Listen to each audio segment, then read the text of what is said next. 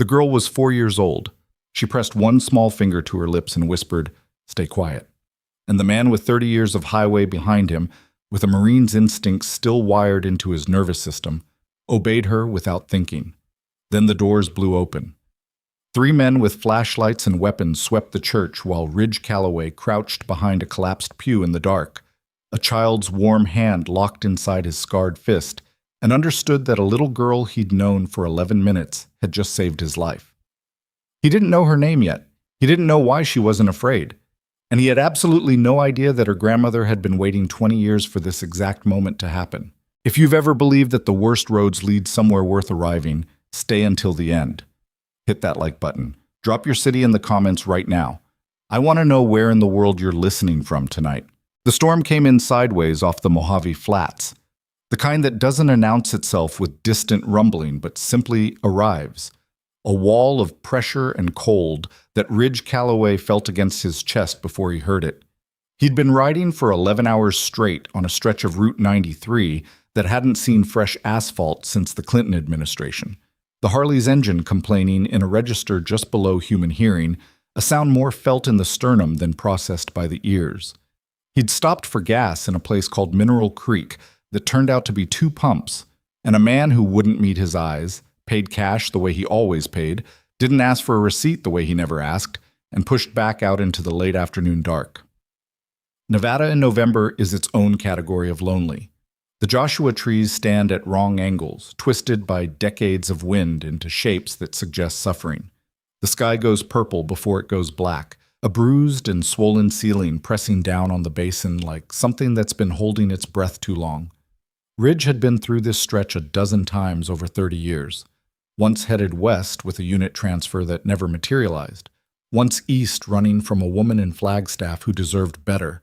Twice in directions he couldn't remember for reasons he'd stopped examining. The highway had a way of becoming its own justification. You kept riding because you'd been riding. The momentum was the reason. He was 50 miles from anything when the front hit. Not rain first.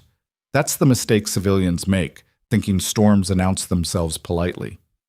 What hit first was the pressure drop, sudden and physical, like the atmosphere above him had caved. Then the temperature fell 15 degrees in under a minute, cold air pouring down off the spring mountains with a velocity that slammed his visor and pushed the front wheel 2 feet left before he corrected.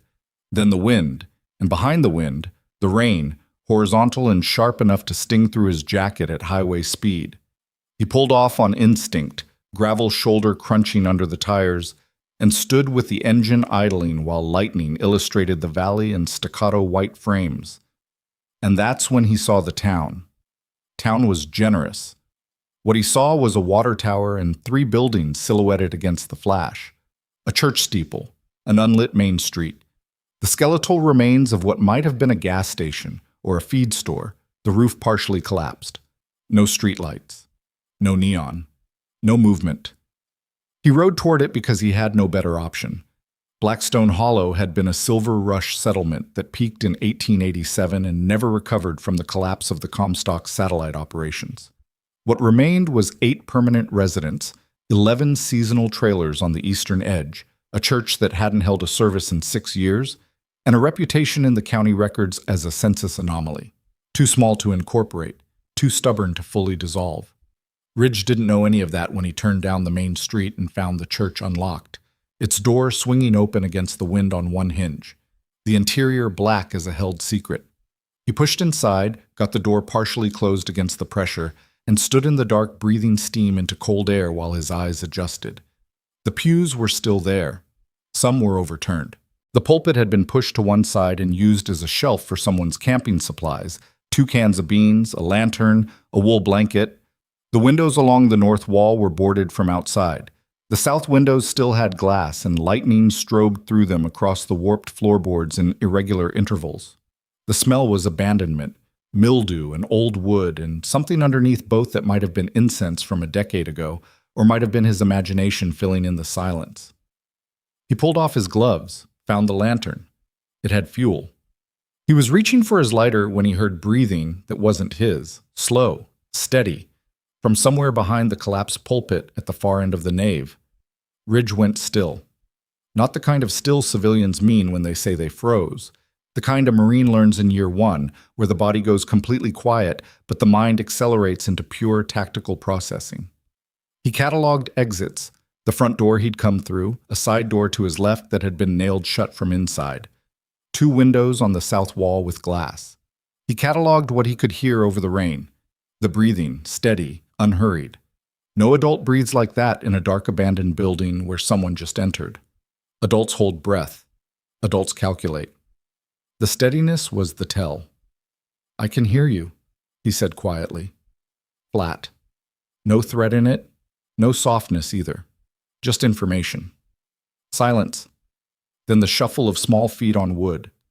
A shape emerged from the shadow beside the overturned pulpit.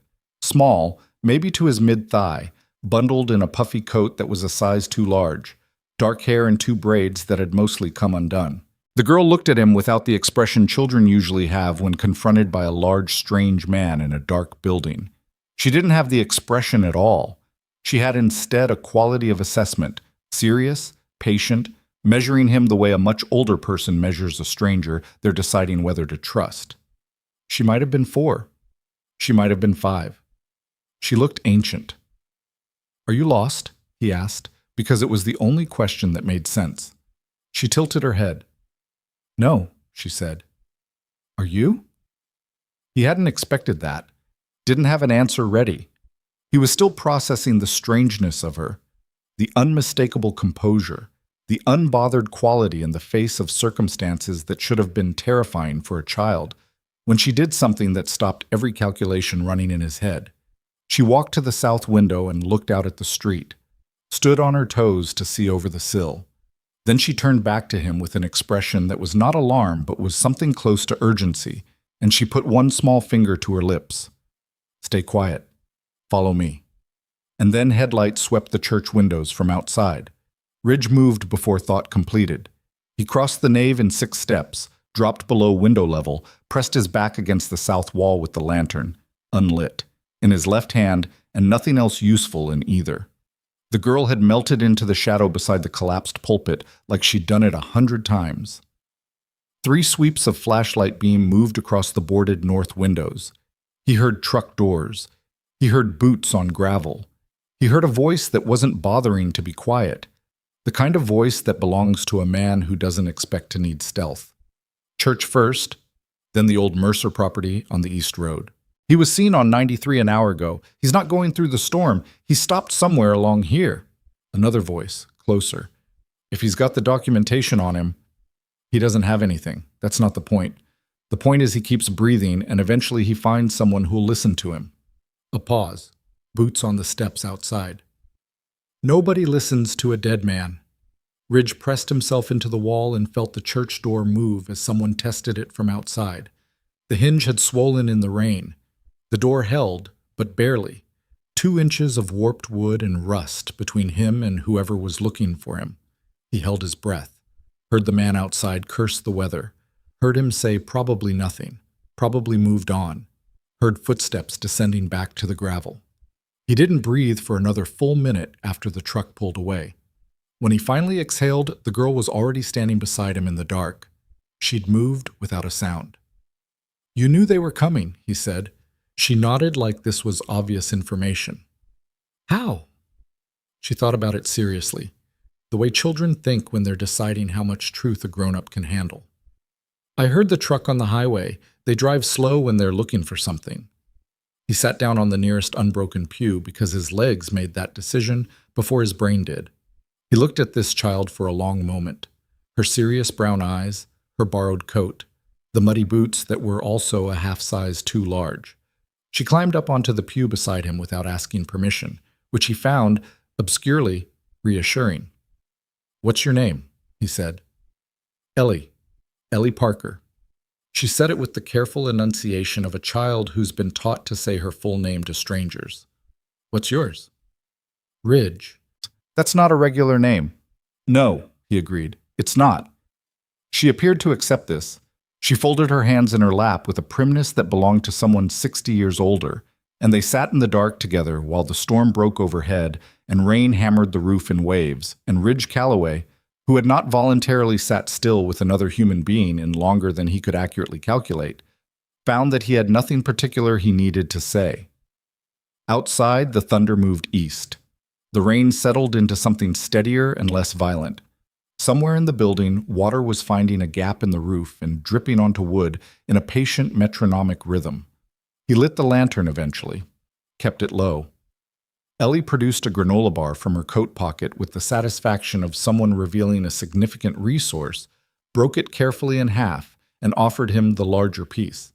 He took it, didn't argue about it. They ate in silence, which felt, strangely, like the most honest thing he'd done all week. "Why are those men looking for you?" she asked. "I don't know yet," he said, which was mostly true. He had suspicions that he hadn't fully assembled into a coherent shape.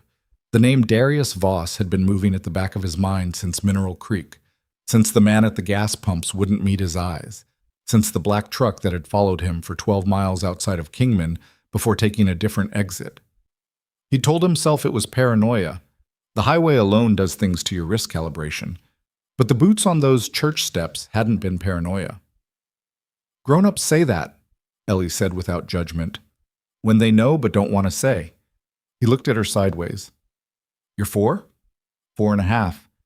She pulled at a loose thread on her coat. "Grammy says I think too much for my age." "Grammy. Where's your grandmother now?" Something crossed her face, the first ordinary child expression he'd seen from her, which was the specific way a face goes when a piece of information is too large to explain without the whole body slowing down first. She looked at her hands. "She got sick in September," she said quietly. "She's not here anymore." Ridge processed the word anymore the way a man processes a word that contains an entire cemetery inside it. He didn't say "I'm sorry" because he'd heard those words at his own mother's funeral at age 16 and understood they meant nothing when stacked against the weight of the absence. He just let the silence hold it. "Who's taking care of you?" he said finally. "Me," said Ellie Parker. He stared at her. "Grammy said I could manage," she added, with the careful dignity of someone reporting a fact that is also a grief they haven't finished processing. "She said I was more capable than most grown-ups. She said—" She stopped, started over. "She said that the right kind of help would find me if I was patient." The lantern light moved across her face. Outside, rain ran in sheets down the boarded windows. "How long have you been on your own?" Ridge asked, and he kept his voice even with the practiced neutrality of someone who has learned that certain tones make children close like fists. Ellie held up 3 fingers, then added the thumb. 4 days, she said. "But I have food. Grammy was organized. She made lists." She looked at him with those ancient eyes. "You're going to ask why I didn't call someone." "Was I?" "The phone doesn't work, and Grammy said the county people would take me somewhere that wasn't home." She said. She pressed her lips together. "She made me promise not to call them." A 4-year-old. Alone in a house in a dying Nevada town for 4 days, keeping a promise to a dead woman because she loved her grandmother enough to do exactly what she was told. Ridge had served 2 tours, had seen choices made in conditions no civilian framework can adequately describe, and he recognized the particular quality of that kind of faithfulness. It was the most adult thing he'd seen anyone do in years. He didn't let any of that show on his face. "You can't stay alone," he said. "I know," she agreed. "Grammy said you'd say that." The lantern went very still between them. Or rather, the flame didn't move, but Ridge felt something shift in his chest. Some interior architecture that had been load-bearing for 30 years. And he became aware, slowly and with a disorientation he couldn't fully name, that he'd just crossed from one side of a sentence to the other. "Say that again," he said. Ellie looked at him with the patience of someone explaining something obvious to someone who's being slow. She reached into her coat, her other pocket, the left one, and produced a photograph.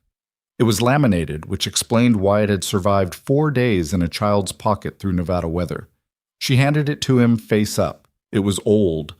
Color faded in the way photographs from the early 2000s fade.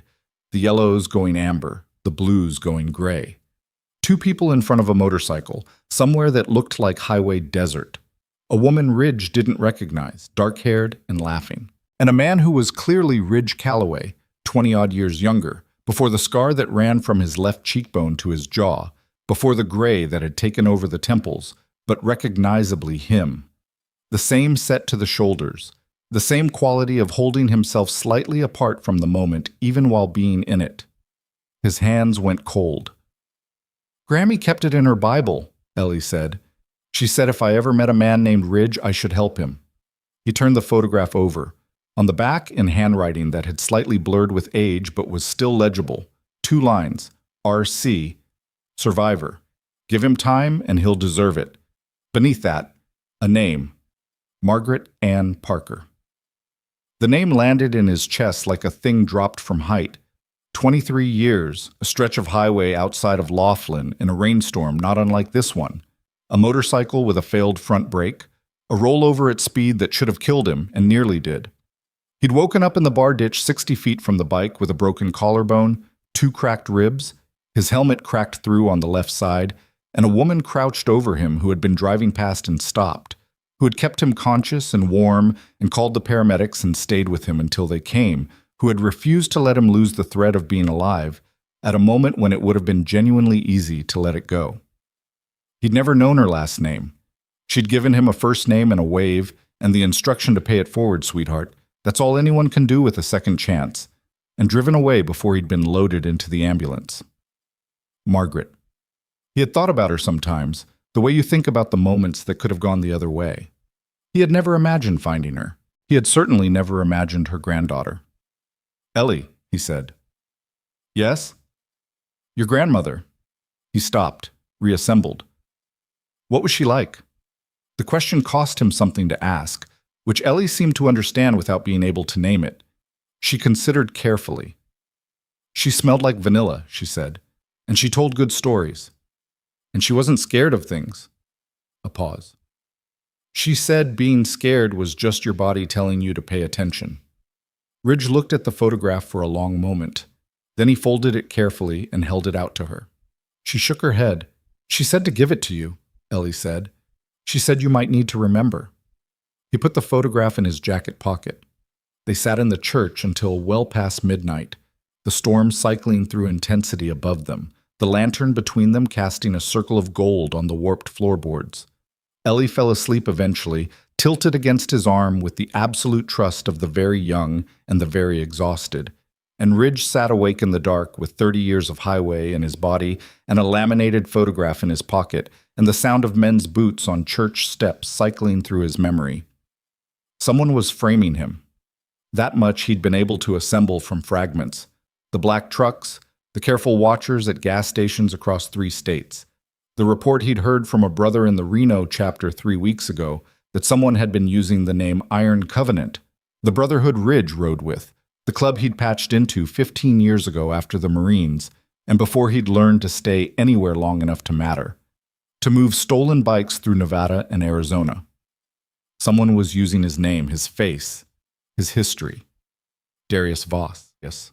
Ridge had crossed paths with Voss 8 years ago outside of Tucson, a man who moved stolen vehicles with the bureaucratic efficiency of someone running a mid-sized legitimate business, who had made an offer Ridge had declined, and who had the particular quality of personality that cannot accept a no without cataloging it as a debt. Ridge had walked away from that conversation and kept walking. He'd thought that was the end of it. He understood now that it had been the beginning. He looked down at Ellie, asleep against his arm, and thought about a woman named Margaret who had stopped on a highway in a rainstorm and stayed with a stranger until help came and never asked for anything and driven away. He thought about the particular quality of that kind of goodness, how it moves forward through time in ways the person who performs it never witnesses, how it shows up, 23 years later, in a 4-year-old girl pressing one finger to her lips in a dark abandoned church while armed men sweep flashlights across the windows. He thought about the fact that this child had been alone for 4 days, keeping a promise to a dead woman, waiting for something she'd been told to wait for. He thought about the men who'd been on those church steps and what they'd said about a dead man not being able to tell his side. He was still thinking when the first gray light began at the boards on the east windows, and the storm finally spent itself, and Blackstone Hollow emerged from the dark in the particular silence that follows violence, provisional, uncertain, not yet safe but no longer actively dangerous. Bird somewhere. Dripping water. The Harley still standing where he'd left it against the east wall of the building. Ellie woke up with the automatic pragmatism of a child who's learned that sleep ends and practical decisions immediately follow. She sat up, straightened her coat, looked out the gap in the south window at the pale morning sky, and said, "We should go to the house. I have eggs." Ridge stood. Bones in his back registered the night on a wooden pew with the specificity they always registered now, in his mid-40s, in cold weather. He pulled on his gloves. He looked at the front door, the side street visible through the gap, the empty morning quiet of a town that barely existed. "You shouldn't go alone," he said. "I know," said Ellie. She looked at him with those ancient brown eyes, patient as erosion. "That's why I waited." He had about 1,000 questions that needed answering before he let a stranger's granddaughter lead him to her house, in a town where men had been hunting him 12 hours ago. He held all of them in place while he looked at this child, 4.5 years old, capable, alone, carrying a dead woman's instruction and a laminated photograph and 3 days of promises, and understood that the questions were going to have to come with him. They went out the side door into the gray Nevada morning, the child and the biker, boots crunching on wet gravel, breath visible in the cold air, the Harley rolling beside Ridge like a third thing walking. The main street of Blackstone Hollow was exactly what it looked like from a distance, not abandoned so much as suspended, like a place waiting to see if anyone was going to come back for it. A general store with plywood over one window, a diner with chairs visible through the glass, arranged as if customers might arrive. A mechanic's shop, doors closed, no lights. 2 blocks east, Ellie turned off the main street down a gravel track that Ridge wouldn't have found without a guide, and there was the house. A 1-story frame house with a covered porch, a garden that someone had tended with genuine love and which the last month had begun to reclaim. Sunflowers gone to seed along the south fence, a swing hanging from the largest cottonwood in the yard. Modest, solid, the kind of house built to last by someone who planned to stay. A home, which is a different category of structure entirely. Ellie produced a key from a chain around her neck, under her coat. Unlocked the door with the seriousness of someone who understands that this is a responsibility. Went inside. Ridge stood on the porch for a moment, one hand on the porch rail, looking back up the gravel track, listening to the silence of the morning, and did the calculation he'd been doing since the church. The men last night hadn't found him. That bought him time, but not much. They'd be back through this area before long. A man on a distinctive motorcycle in a storm had limited shelter options, and they'd work methodically. He needed to understand what Voss had built, how far it went, who else was carrying the weight of it. He needed to find someone who would listen, which meant finding someone who wasn't already owned by the same machinery that was using his name. He thought about Sheriff Grant Mercer, whose name was on the mailbox at the east end of the main street, which meant he lived in Blackstone Hollow or close enough. He thought about whether a county sheriff in a forgotten Nevada town had the inclination or the jurisdiction to take seriously what Ridge was about to hand him. He thought about the document case and the locked saddlebag on the Harley, the photographs he'd taken 2 weeks ago of a warehouse outside of Henderson, the partial inventory he'd managed to transcribe before the security camera cycled back, the license plate numbers that kept appearing in the background of the evidence he'd been quietly accumulating since he first understood what someone was doing with his name.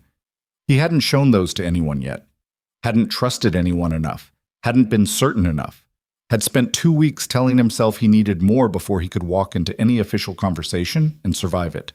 Standing on a dead woman's porch in the cold Nevada morning, with a 4-year-old girl inside putting a pan on a stove, Ridge understood that more was not going to materialize. He had what he had. The question was whether he was going to keep running with it or stop and use it. He heard Ellie's boots on the kitchen floor. He heard the click of the stove igniter. He heard from somewhere inside the house the particular silence of a space that has been lived in with love and is waiting to be lived in that way again. He went inside. The kitchen was exactly what the outside suggested. A woman's kitchen, organized with the efficiency of someone who cooked seriously and kept what mattered close. The smell hit him before he fully registered the individual elements: coffee, vanilla, something herbal that might have been dried lavender hanging in a bundle from the window latch.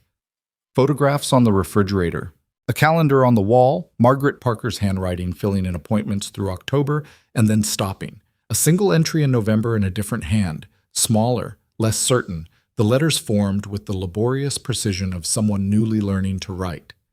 Ellie's handwriting, "Don't forget eggs," in the November 4th box. Ridge looked at that calendar for a longer time than he looked at most things. Ellie cracked 2 eggs into the pan with the focus of someone performing a skill they've practiced, the tip of her tongue appearing at the corner of her mouth. "Grammy taught me," she said, without looking up. "She said everyone needs to know at least one thing they can do for themselves in the morning." "She was right," Ridge said. He poured water from the tap into the coffee maker. Found the coffee in the cabinet, where coffee always was, above the maker. Measured it out. He was aware, while doing this, that he was doing something he hadn't done in someone else's kitchen in years.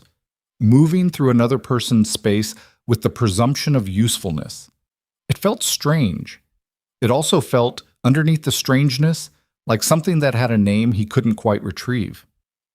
They ate at the kitchen table, Ellie on a cushion that elevated her to adult height, Ridge on a chair that was slightly too small for his frame.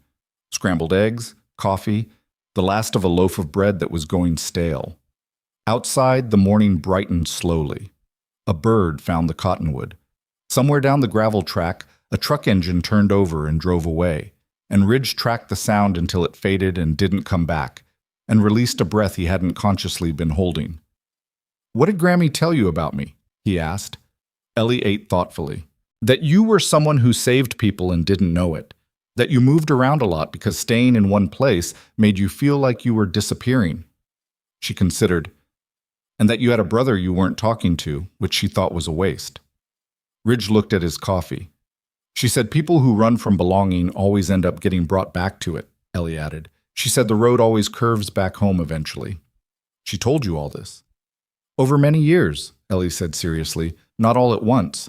Grammy said important things should be said slowly so you don't waste them."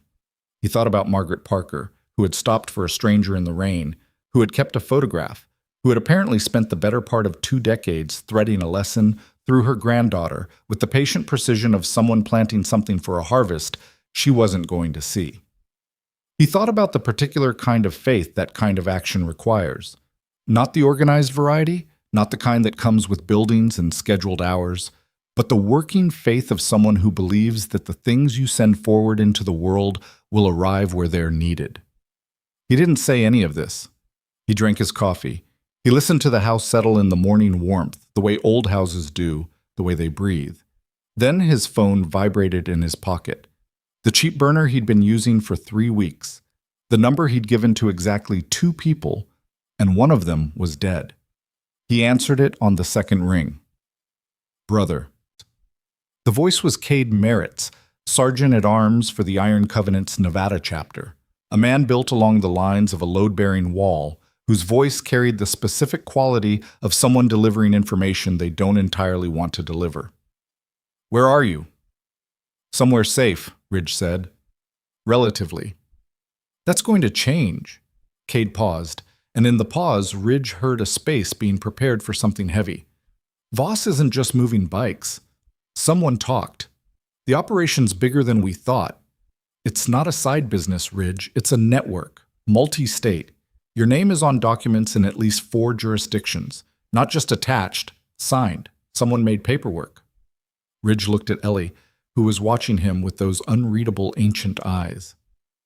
"How many?" he said. "Enough to bury you twice." Another pause. "There's something else." Someone inside reached out, said the network has a shipment moving in 72 hours out of Henderson, and after that the documentation trail goes cold. They burn the paper, and you're holding everything, and the paper's gone. 72 hours. He did the math. He looked at the child across the table. He looked at the calendar on the wall, the entry in November in a child's careful handwriting. "Who inside?" he said. "That's the thing," Cade said, and his voice shifted into a register Ridge had learned to pay attention to, the one that meant this is where it gets complicated. "The person who reached out. They said to tell you the name Blackstone Hollow because you'd know what it meant." A pause that lasted exactly long enough for Ridge to understand that the next sentence was going to change the topology of everything he thought he understood. Ridge, the contact said they'd been waiting for you to come here. Said they knew you'd end up in Blackstone Hollow, like they knew before you did. The kitchen went very quiet. The cottonwood bird called outside twice and then went still. Ellie set down her fork with a small, careful sound. Ridge looked at her. She looked back at him. And he understood, with the cold certainty of a man who has spent 30 years learning to read, the moment when a road forks and there is no neutral option, that he was already inside something larger than he could see from where he stood, that the photograph in his pocket and the child across the table and the men on those church steps were not separate facts that coincidence had assembled, but a single shape that had been in motion for a very long time, moving toward this kitchen, this morning, this conversation. Someone had known he would come here. Someone had planned for him to come here. And he still didn't know if that someone was trying to save him or finish the job of destroying him before it was too late to matter. The burner phone sat on the kitchen table between them, like a third person who hadn't been invited. Ridge hadn't put it down so much as set it there deliberately, the way you set something down when you need both hands free to think. The call with Cade had ended 30 seconds ago. 72 hours. Ridge, after that the paper burns and you're holding all of it. And the kitchen still smelled like vanilla and scrambled eggs and the dried lavender at the window, and none of that matched the temperature of what was moving through his chest. Ellie hadn't touched her fork since he'd looked at her. She was watching him with those eyes that were too old for her face, patient in the way still water is patient. Not passive, not empty, but holding depth you couldn't see the bottom of. "You have to make a call," she said. It wasn't a question. He looked at her. "Grammy said," she continued carefully, "that the hardest choices aren't hard because you don't know what to do. They're hard because you do know, and it costs something." He picked up the phone, dialed a number that wasn't Cade's. It rang 4 times. 5.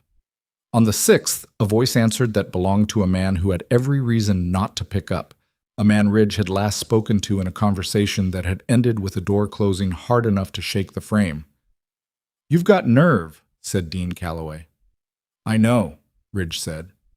A long silence. The particular texture of a silence between brothers. Not empty, not neutral, but loaded with the accumulated weight of every conversation that should have happened and didn't. Ridge could hear, in the background of his brother's end, the sound of a television, something morning and generic, and the specific quality of a house that had children in it. Saturday morning sounds. The kind of sounds Ridge had missed the accumulation of across 15 years of highway. "What do you need?" Dean said finally, and in the flatness of the question, Ridge heard both the anger and the thing underneath the anger that the anger was protecting. "I need someone to hold something for me," Ridge said. "Documents, photographs. If something happens to me in the next 72 hours, I need them to end up in the right hands." Another silence, longer this time. "What kind of trouble?" Dean asked. "The kind that has someone else's name on it and my face attached." He heard his brother exhale, a long, slow breath that was older than either of them, that went back to a childhood in a house outside of Barstow, where 2 boys had learned that trouble was a weather pattern you watched for rather than a condition you could prevent. "Send me what you have," Dean said. "And Ridge." A pause with weight in it. "Don't make me explain to my kids why their uncle's in a box." "Working on it," Ridge said. He ended the call. Ellie had gone to the window. She was standing on her toes looking out at the cottonwood and the garden and the fence with the spent sunflowers, and Ridge watched her for a moment. This 4-year-old girl keeping watch with the practiced ease of someone who had been doing it her whole short life, and understood that leaving her here was not one of the options available to him. "Pack what you need," he said. She turned from the window. "How much?" 2 days? Maybe 3? She nodded once, the way someone nods when a plan they've been waiting for finally gets spoken aloud, and went to her room without another word. He heard small boots on the floor, the zip of a bag. He photographed the documents from his saddlebag, the warehouse inventory, the license plates, the partial shipping manifest he'd transcribed from memory outside of Henderson, and forwarded them to Dean's number with a message that was a single line. "If you don't hear from me by Thursday, this goes to the federal tip line, not local. Repeat, federal. He stood on Margaret Parker's porch while he did it. The morning was cold and clear after the storm, the kind of desert morning that looks clean because the air has been scrubbed raw, and the mountains to the west still had last night's clouds caught against their peaks, like something that couldn't decide whether to stay or go. He breathed it in. Coffee smell from inside. Leather from his jacket. The particular cold of high desert November that settles in the chest and reminds you that the body is a temporary arrangement. He thought about the warehouse outside of Henderson, about the rows of motorcycles in the photographs, not random stolen bikes, but specific, documented, a catalog with origin points and destination codes that someone had been building for years. About the partial name he'd seen on a shipping manifest header before the camera had cycled, BCH Logistics, which he hadn't been able to attach to anything yet, but which had the quality of a thing that would attach itself eventually, given pressure. He thought about what Cade had said. Someone inside reached out. They knew you'd be in Blackstone Hollow. The door opened behind him. Ellie came out with a backpack that was approximately her own size, wearing it with the forward lean of someone committed to carrying their own weight.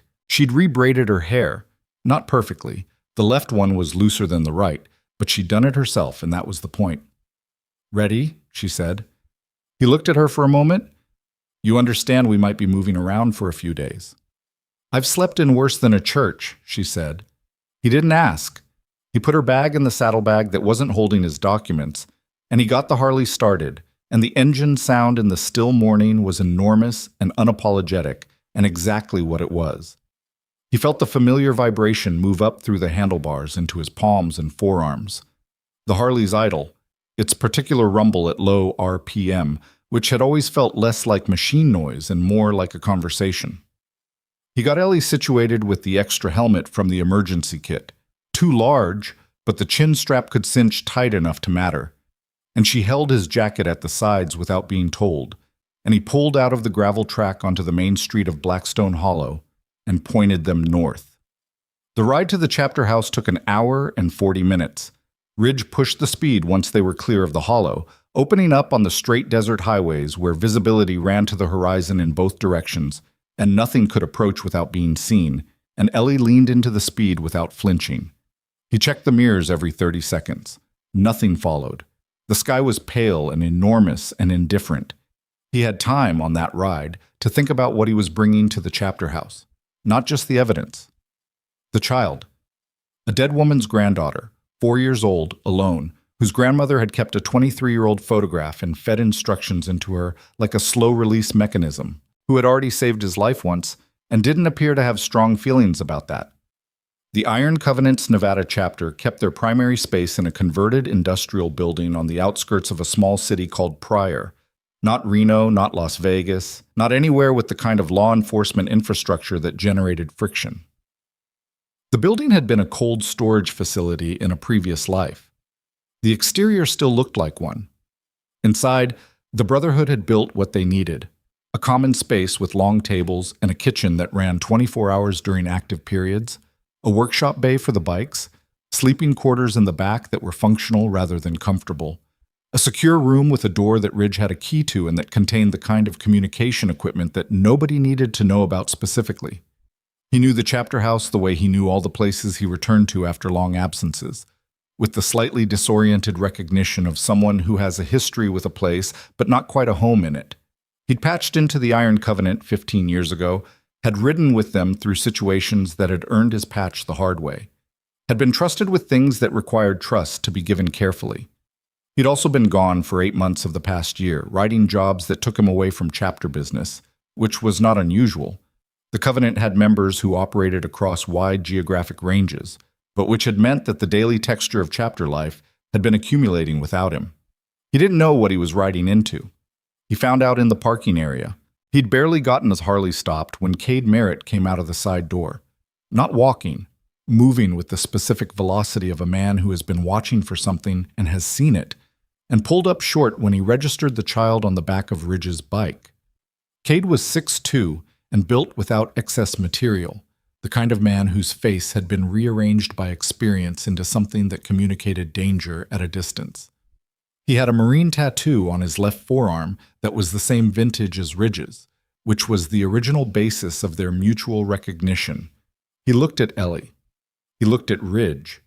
He put his hands on his hips in the specific posture of a man choosing not to say his first instinct. "No," he said. "She had nowhere else to go," Ridge said. "Ridge. Her grandmother is dead, the county will take her, and she's connected to this situation in a way I haven't fully worked out yet." He got off the bike, got Ellie down. She stood beside him without touching him, looking up at Cade with the expression she'd used on Ridge in the church. That quality of assessment, patient and direct. "Her name is Ellie Parker. She's 4. She stays." Cade looked at the girl for a long moment. Something moved across his face that he didn't allow to develop into an expression. He turned and went back inside without a word. Ridge looked at Ellie. "He's fine," he said. "I know," she said. "He's just scared." He didn't ask what she thought a man like Cade Merritt was scared of. He took her hand. She gave it readily, which he noticed, and they went inside. The common room had 6 men in it. Ridge recognized 4. Cade, who had positioned himself at the far end of the long table with his coffee and the quality of an unmoved object. Paulie Dresch, the chapter's road captain, a compact dark-haired man of 50 with a hearing aid in his left ear from a decade-old incident nobody discussed. Wynn Torres, 29 years old in the newest full patch, who still had the habit of watching the senior members for behavioral cues, and Marcus Bale, who was the chapter president and who was sitting at the head of the table looking at Ridge with an expression that had several distinct layers and wasn't showing any of them on the surface. The other 2 Ridge didn't know.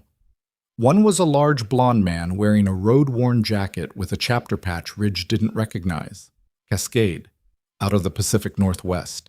The other was a woman in her early 50s, no patch, leather vest over a flannel shirt, gray-streaked hair pulled back, who was leaning against the far wall with her arms crossed and watching Ridge with an expression that was not hostile but was not welcoming. The woman was the anomaly. The Iron Covenant was not a club that brought in unknown civilians for routine chapter business.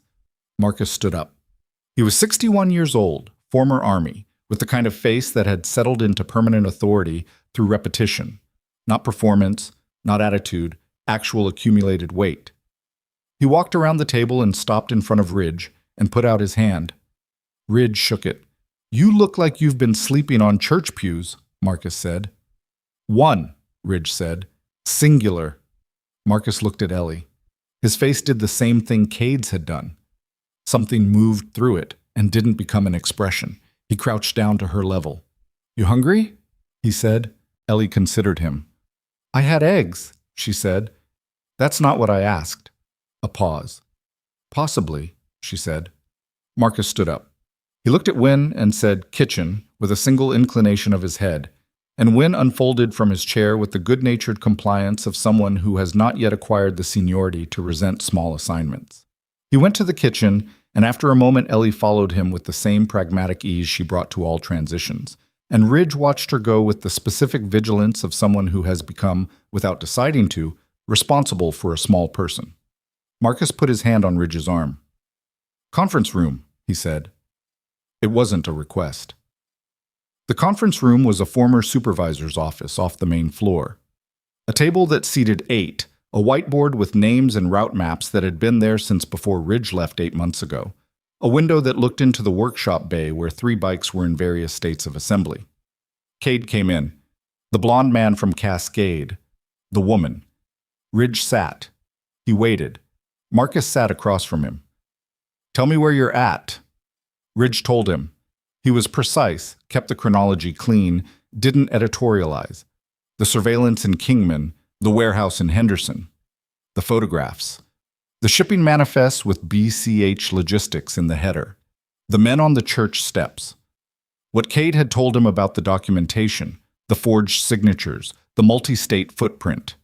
He put the evidence photographs on the table one by one, the copies he'd kept after forwarding the originals to Dean, and he watched Marcus and Cade review them with the particular attention of men who know what they're looking at. Cade didn't look surprised. Ridge noticed that, filed it. Marcus studied the photographs for a long time. Then he looked up and said, "What do you need?"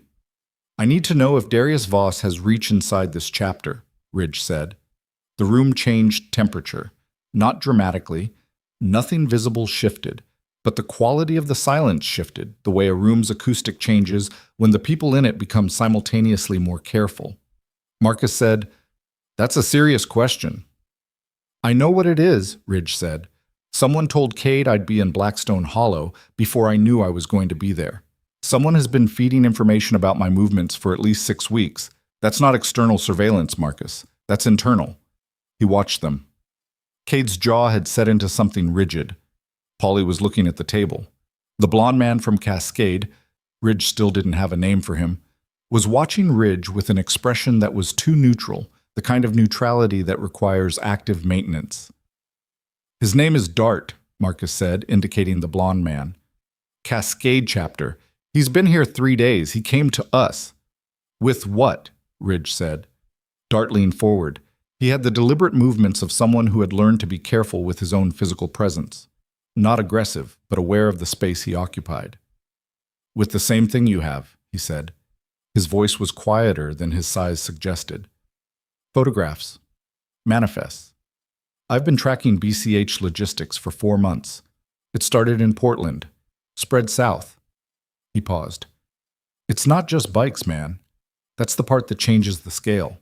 The bikes are the visible layer. Underneath it, BCH is moving product in the same logistics chain. Smaller packages. The bikes are cover. Valuable, traceable. Good for establishing the distribution infrastructure. What they're actually optimizing is the secondary cargo." The room was very quiet. "What secondary cargo?" Ridge said. "Doesn't matter yet," Marcus said, with a flatness that meant it mattered enormously and wasn't being discussed in this particular configuration. He looked at Ridge with the directness of a man delivering a verdict that has already been reached. "What matters is that this operation has been using the Iron Covenant's name and routes and reputation for 2 years, and we did not know the scope of it until now." A pause. "And there is a possibility, which I am not yet treating as certainty, that it was made possible from inside." Ridge looked at Cade. Cade met the look with the expression of a man who has been sitting in a room with a hard fact for longer than the fact has been named. "How long have you known?" Ridge said. "Known. Not long. Suspected." Cade set down his coffee with a careful sound. 8 weeks. "You didn't tell me." "You were gone." "My number worked." The space between them had the specific quality of an argument that has been waiting for both parties to be in the same room to happen. Ridge felt the shape of it. Not anger exactly, something older and less clean.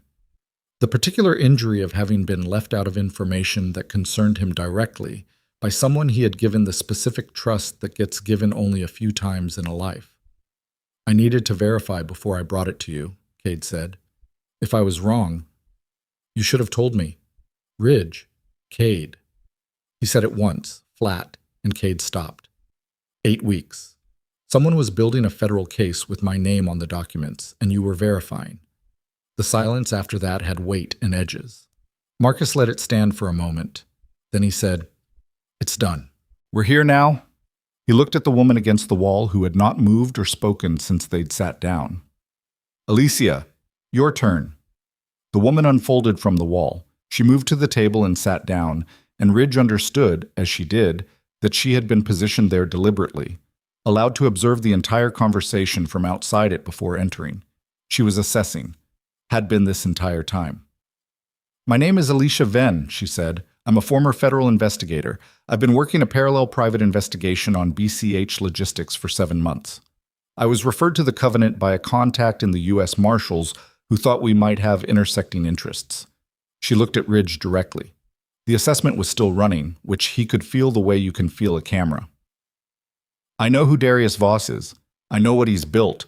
And I know that the documentation trail they've built against you is sophisticated enough that if this goes to trial in the current configuration, you lose." Ridge looked at her. "You're here because you need something." "We're both here because we need the same thing," she said.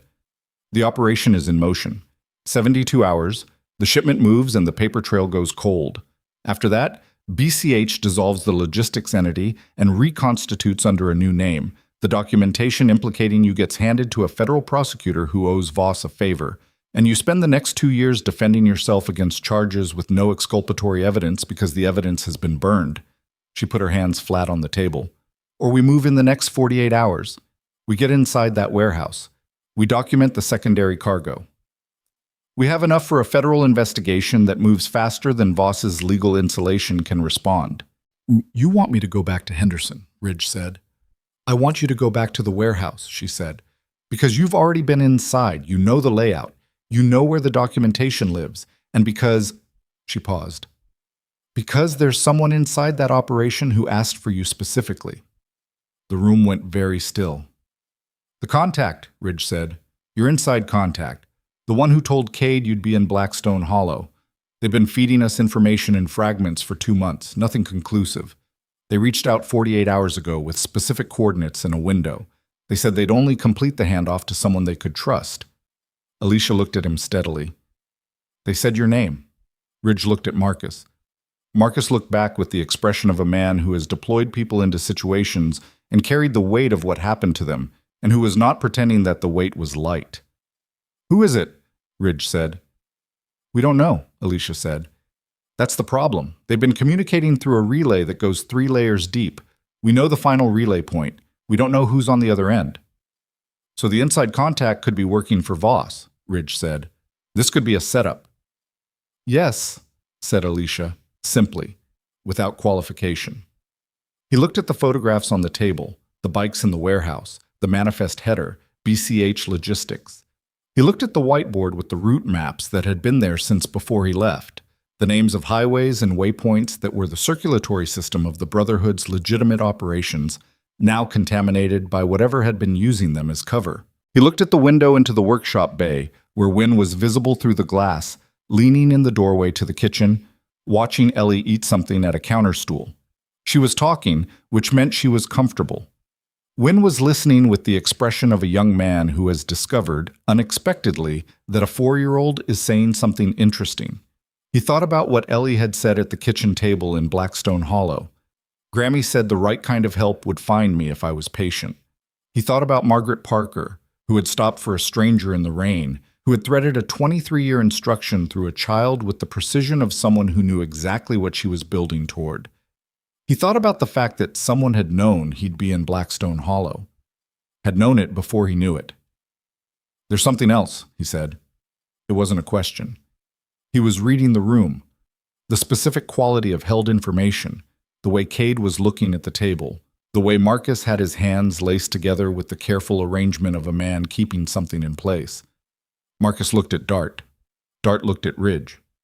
The inside contact's most recent message, he said, the one that came through 48 hours ago with the coordinates. He paused. It was signed. With what? 2 initials. Dart set a piece of paper on the table. It was a printout of a message, the relay information redacted in black lines, the body of the communication brief and operational.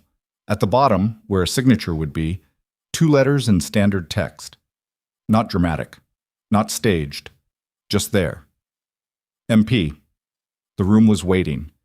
Ridge looked at the initials. He looked at them for a long time. Margaret Parker had died in September, according to her granddaughter. Late September, early October. Ellie had said sick in September.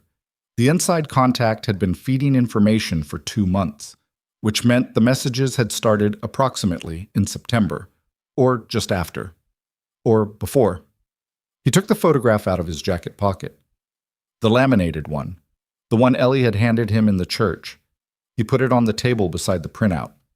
He put his finger on the woman in the photograph, dark-haired, laughing, standing in the Nevada desert 23 years ago. Margaret Parker, he said. No one in the room spoke. She stopped for me after a crash outside of Laughlin in 2001, he said. I never knew her last name. She never told me what she did for work. I never thought to ask. He looked at Alicia. What did she do for work? Alicia's expression had the specific quality of someone who has been sitting with a piece of information and waiting for someone else to arrive at the same place under their own power. Before she retired, she said carefully, Margaret Ann Parker was a civilian contractor for the DEA. 18 years. Specialized in logistics network infiltration. A pause. She built her career identifying the infrastructure criminals used to move product. She retired in 2009 and moved to Nevada. The sound of the workshop behind the glass. The distant sound of Ellie's voice explaining something to Wynne with the earnest specificity she brought to all explanations. She didn't stop working, Ridge said. No, said Alicia. She didn't. He thought about the house in Blackstone Hollow, organized with the efficiency of someone who coded complexity into habit. The calendar with appointments through October, stopping suddenly. The laminated photograph kept not as a memento, but as a tool, something to be passed forward at the right moment to the right person. An old woman who had chosen a dying Nevada town and raised her granddaughter and never, apparently, stopped watching the things she'd spent 18 years watching. Who had seen Ridge Calloway in a ditch 23 years ago and made a calculation about what he was and what he might become and had kept the thread. MP. She was the inside contact, Ridge said. We think so, said Alicia. The messages stopped 6 weeks ago. Whatever she was building toward, the coordinates, the window, she set it in motion before she died and rigged it to deliver automatically. She paused. Which means whatever is at those coordinates is what she spent her last months putting in place. Ridge looked at the paper. At the coordinates, clean and specific, a location outside of Henderson he could draw from memory because he'd photographed a building there already. A building he'd been inside once, briefly, with his heart rate running high and a security camera on a 90-second cycle. She knew I'd be there, he said. Not to anyone specific. She knew I'd end up in Blackstone Hollow. She built the whole thing pointing at a man she'd saved in a ditch 23 years ago because she decided... He stopped, sorted through what he was feeling for the part that was useful right now. Because she decided I was worth building toward. The room was quiet. Then Cade said, Ridge. His voice had the texture of something that had been in the room the whole time and was only now being said. There's something I should have told you 8 weeks ago. Ridge looked at him. The documentation using your name, the forged signatures. Cade's jaw worked. One of the early shipments, before we knew the scope of it, before I understood what I was looking at, someone inside this chapter signed off on a logistics route that matched a BCH movement. Not knowing, just. A standard route approval. Didn't look unusual at the time. He met Ridge's eyes. It was me. My signature.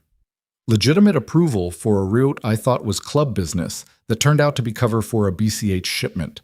A pause that carried a specific and private quality of damage. Which means when the federal investigation opens, and it will open, my name is on paper alongside yours. Except mine was real. And I've been sitting on that for 8 weeks because I was trying to find a way out of it that didn't burn the chapter. The silence after that was different from all the other silences that had come before it in this room. This one had the quality of aftermath, not the expectation of something, but the presence of something that had already happened. Ridge looked at Cade for a long time. Cade looked back with the expression of a man who has stopped managing what his face shows because there's nothing left to manage behind it. You should have told me, Ridge said. I know. 8 weeks, Cade. I know. He looked at the table, at the photographs, the manifests, the printout with the initials, at the laminated photograph of a woman who had spent 23 years threading an invisible line between a ditch outside of Laughlin and a kitchen table in a dying Nevada town, building toward a moment she was not going to live to see. He thought about all the things a person leaves behind when they stop running and turn around to face what's been following them. He thought about the specific cost of that turning around.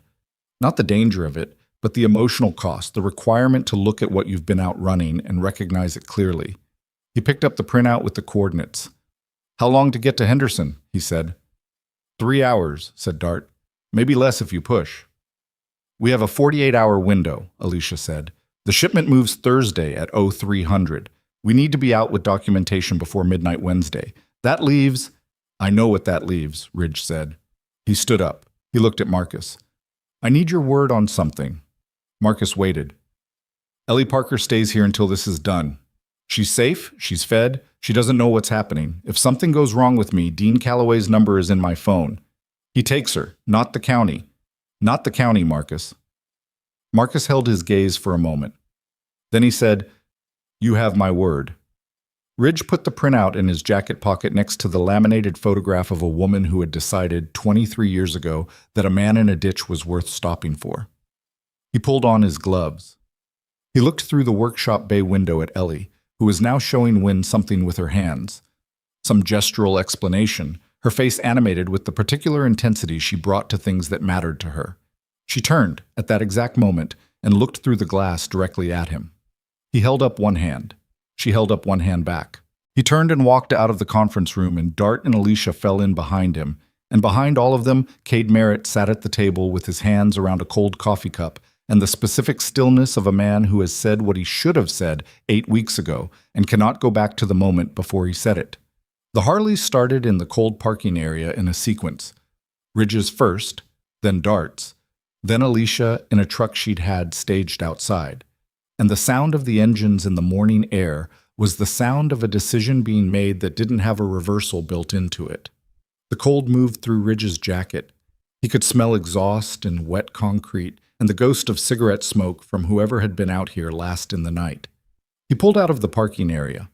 The highway ran ahead of him in the pale winter light, flat and enormous and without sentiment, the kind of road that carries you where you're going whether or not you're ready when you arrive.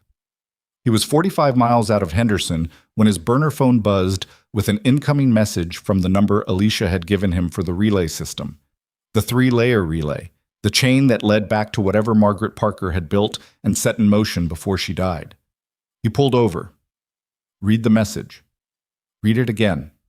One line. No signature this time, just coordinates that matched the ones already in his pocket, and below them, a single sentence that changed the shape of everything he thought he'd understood about what he was riding toward.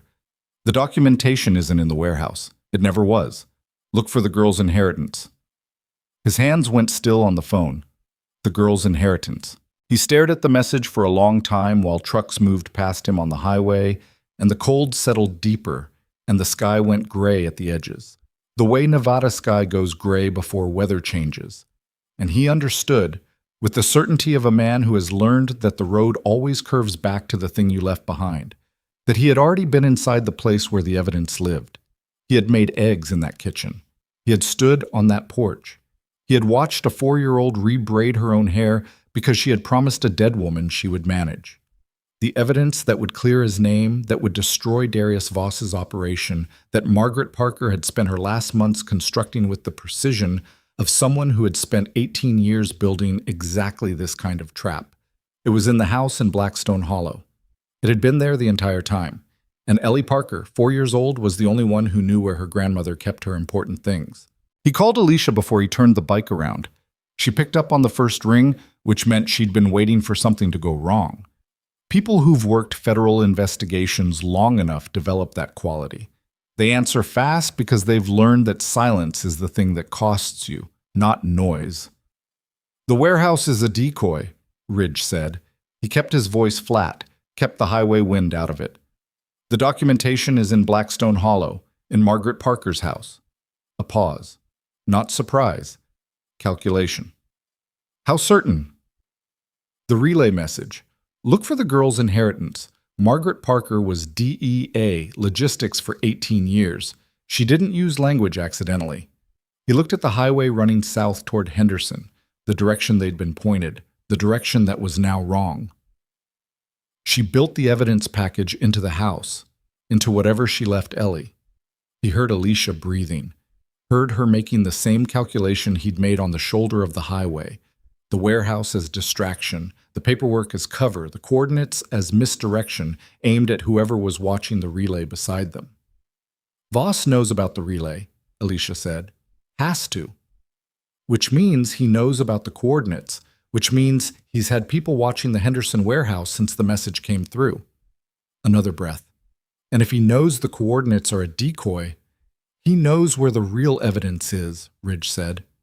The highway went very quiet around him. Trucks at distance, cold air moving in a direction that didn't care. "How long to Blackstone Hollow from your position?" Alicia said. Hour 20 if I push it. Go. She was already moving. He could hear it, the specific acoustic of someone walking fast through an industrial space. I'll get Dart. We'll come in from the East Road, stay off the main street. Don't call the chapter house yet. Why not? Because if there's a leak inside the Covenant and Voss knows about the relay, he might know we made the connection.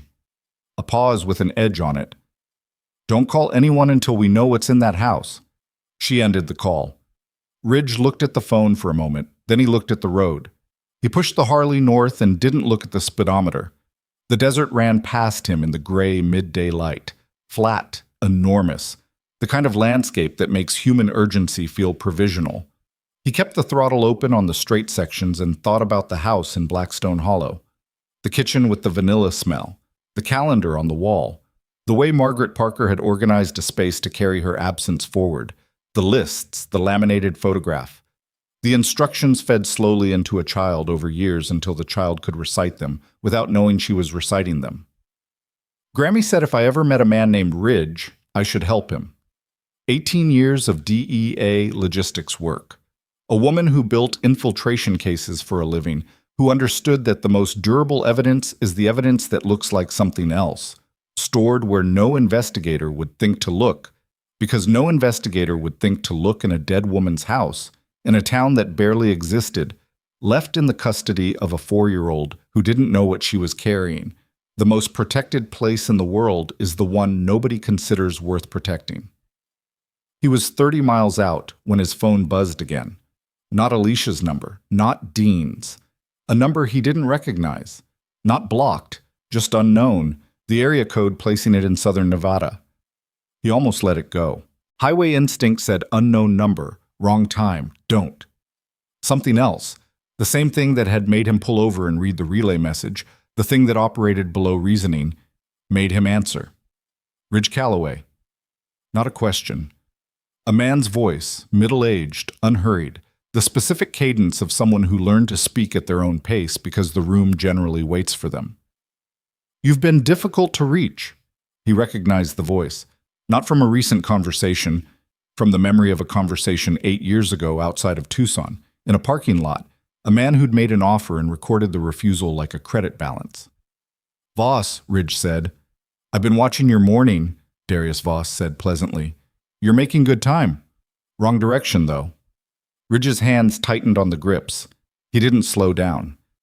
Here's what I want you to understand, Voss continued, with the tone of a man explaining something to someone who has been operating on incomplete information and deserves the full picture as a courtesy. The documentation in Margaret Parker's house, yes, I know about it. I've known for 6 weeks. I've had people in Blackstone Hollow since October, is thorough. She was a thorough woman. I respected that about her. A pause. It's also gone. My people were in that house 4 hours ago.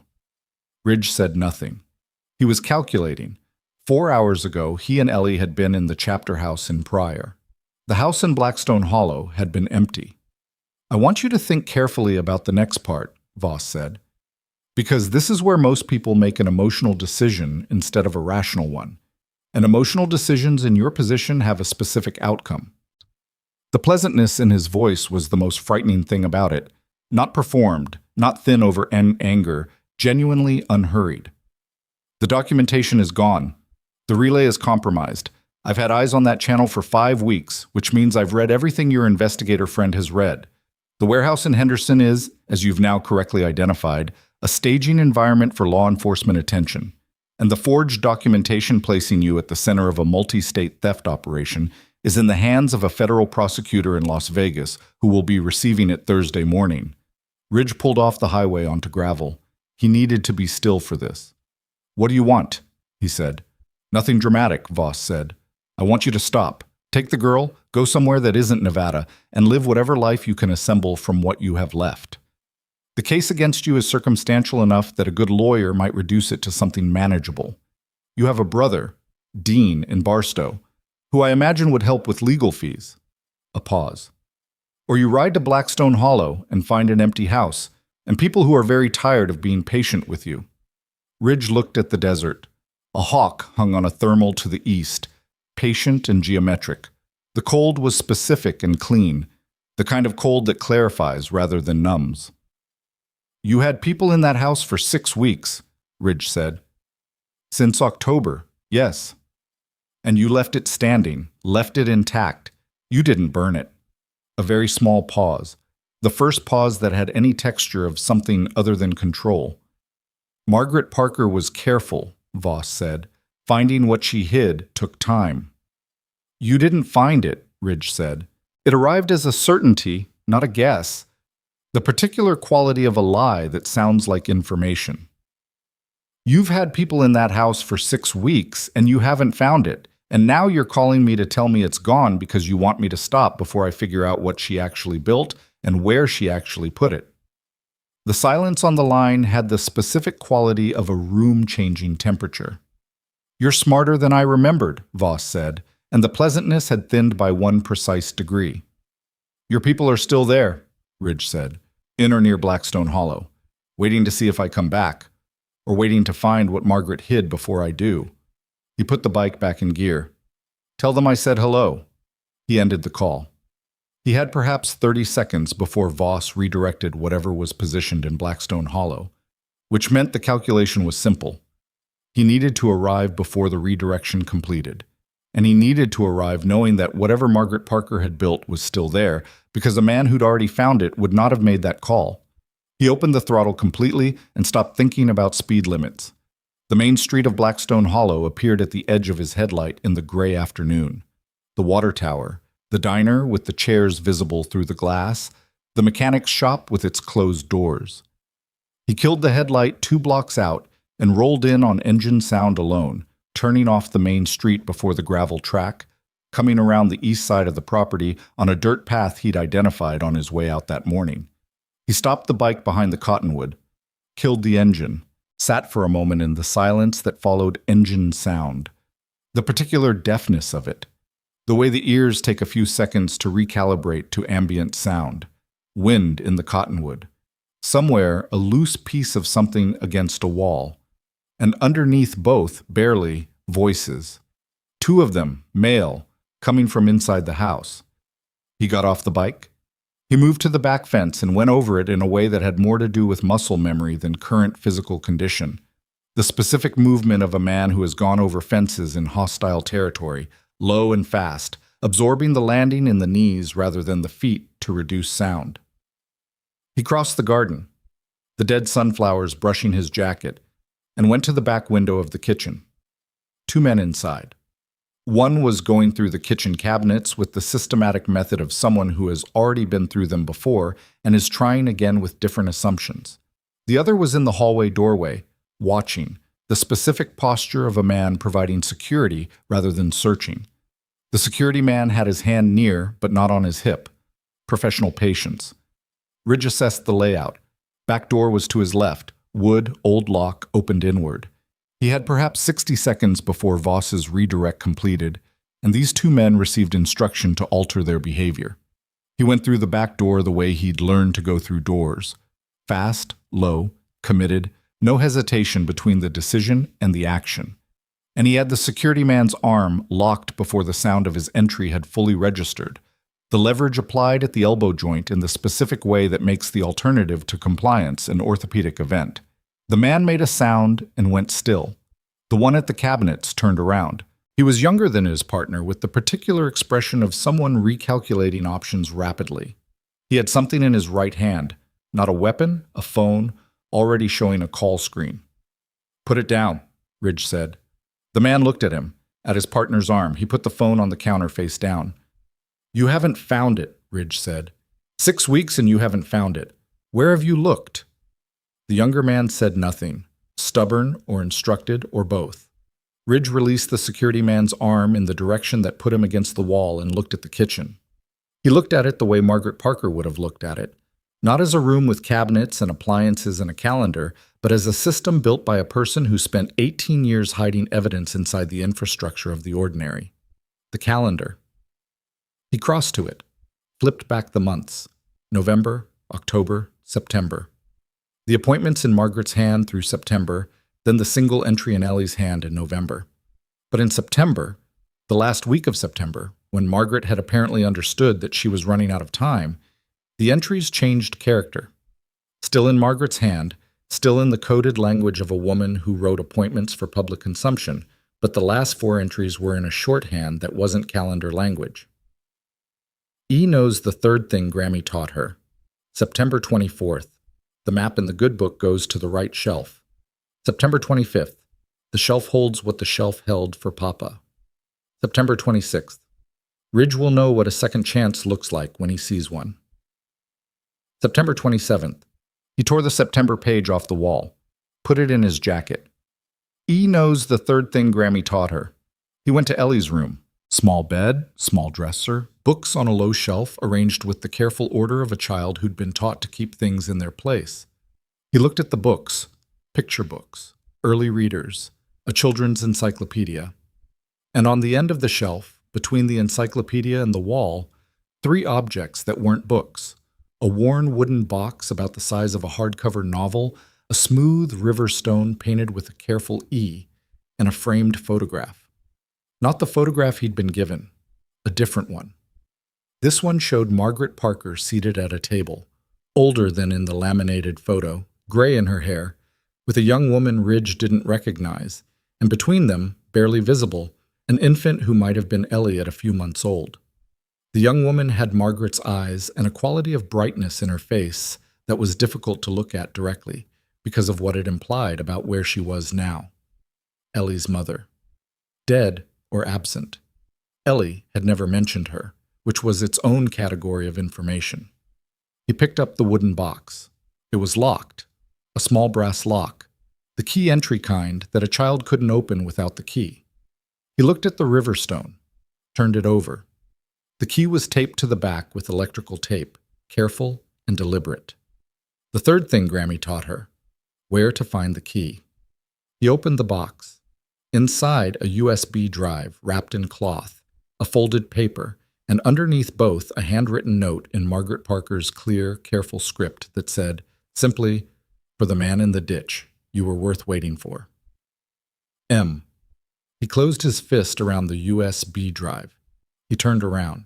The younger man was no longer at the counter. The security man was no longer against the wall. The kitchen was empty. He heard from outside the sound of vehicle doors. More than one vehicle, more than 2 doors. He went to the kitchen window. 3 trucks on the main street, visible through the gap between the house and the fence. Men getting out, not rushing, moving with the specific unhurried efficiency of people who know they have the perimeter and aren't worried about the door. His phone buzzed. Alicia. He answered without taking his eyes off the window. "We're 7 minutes out," she said.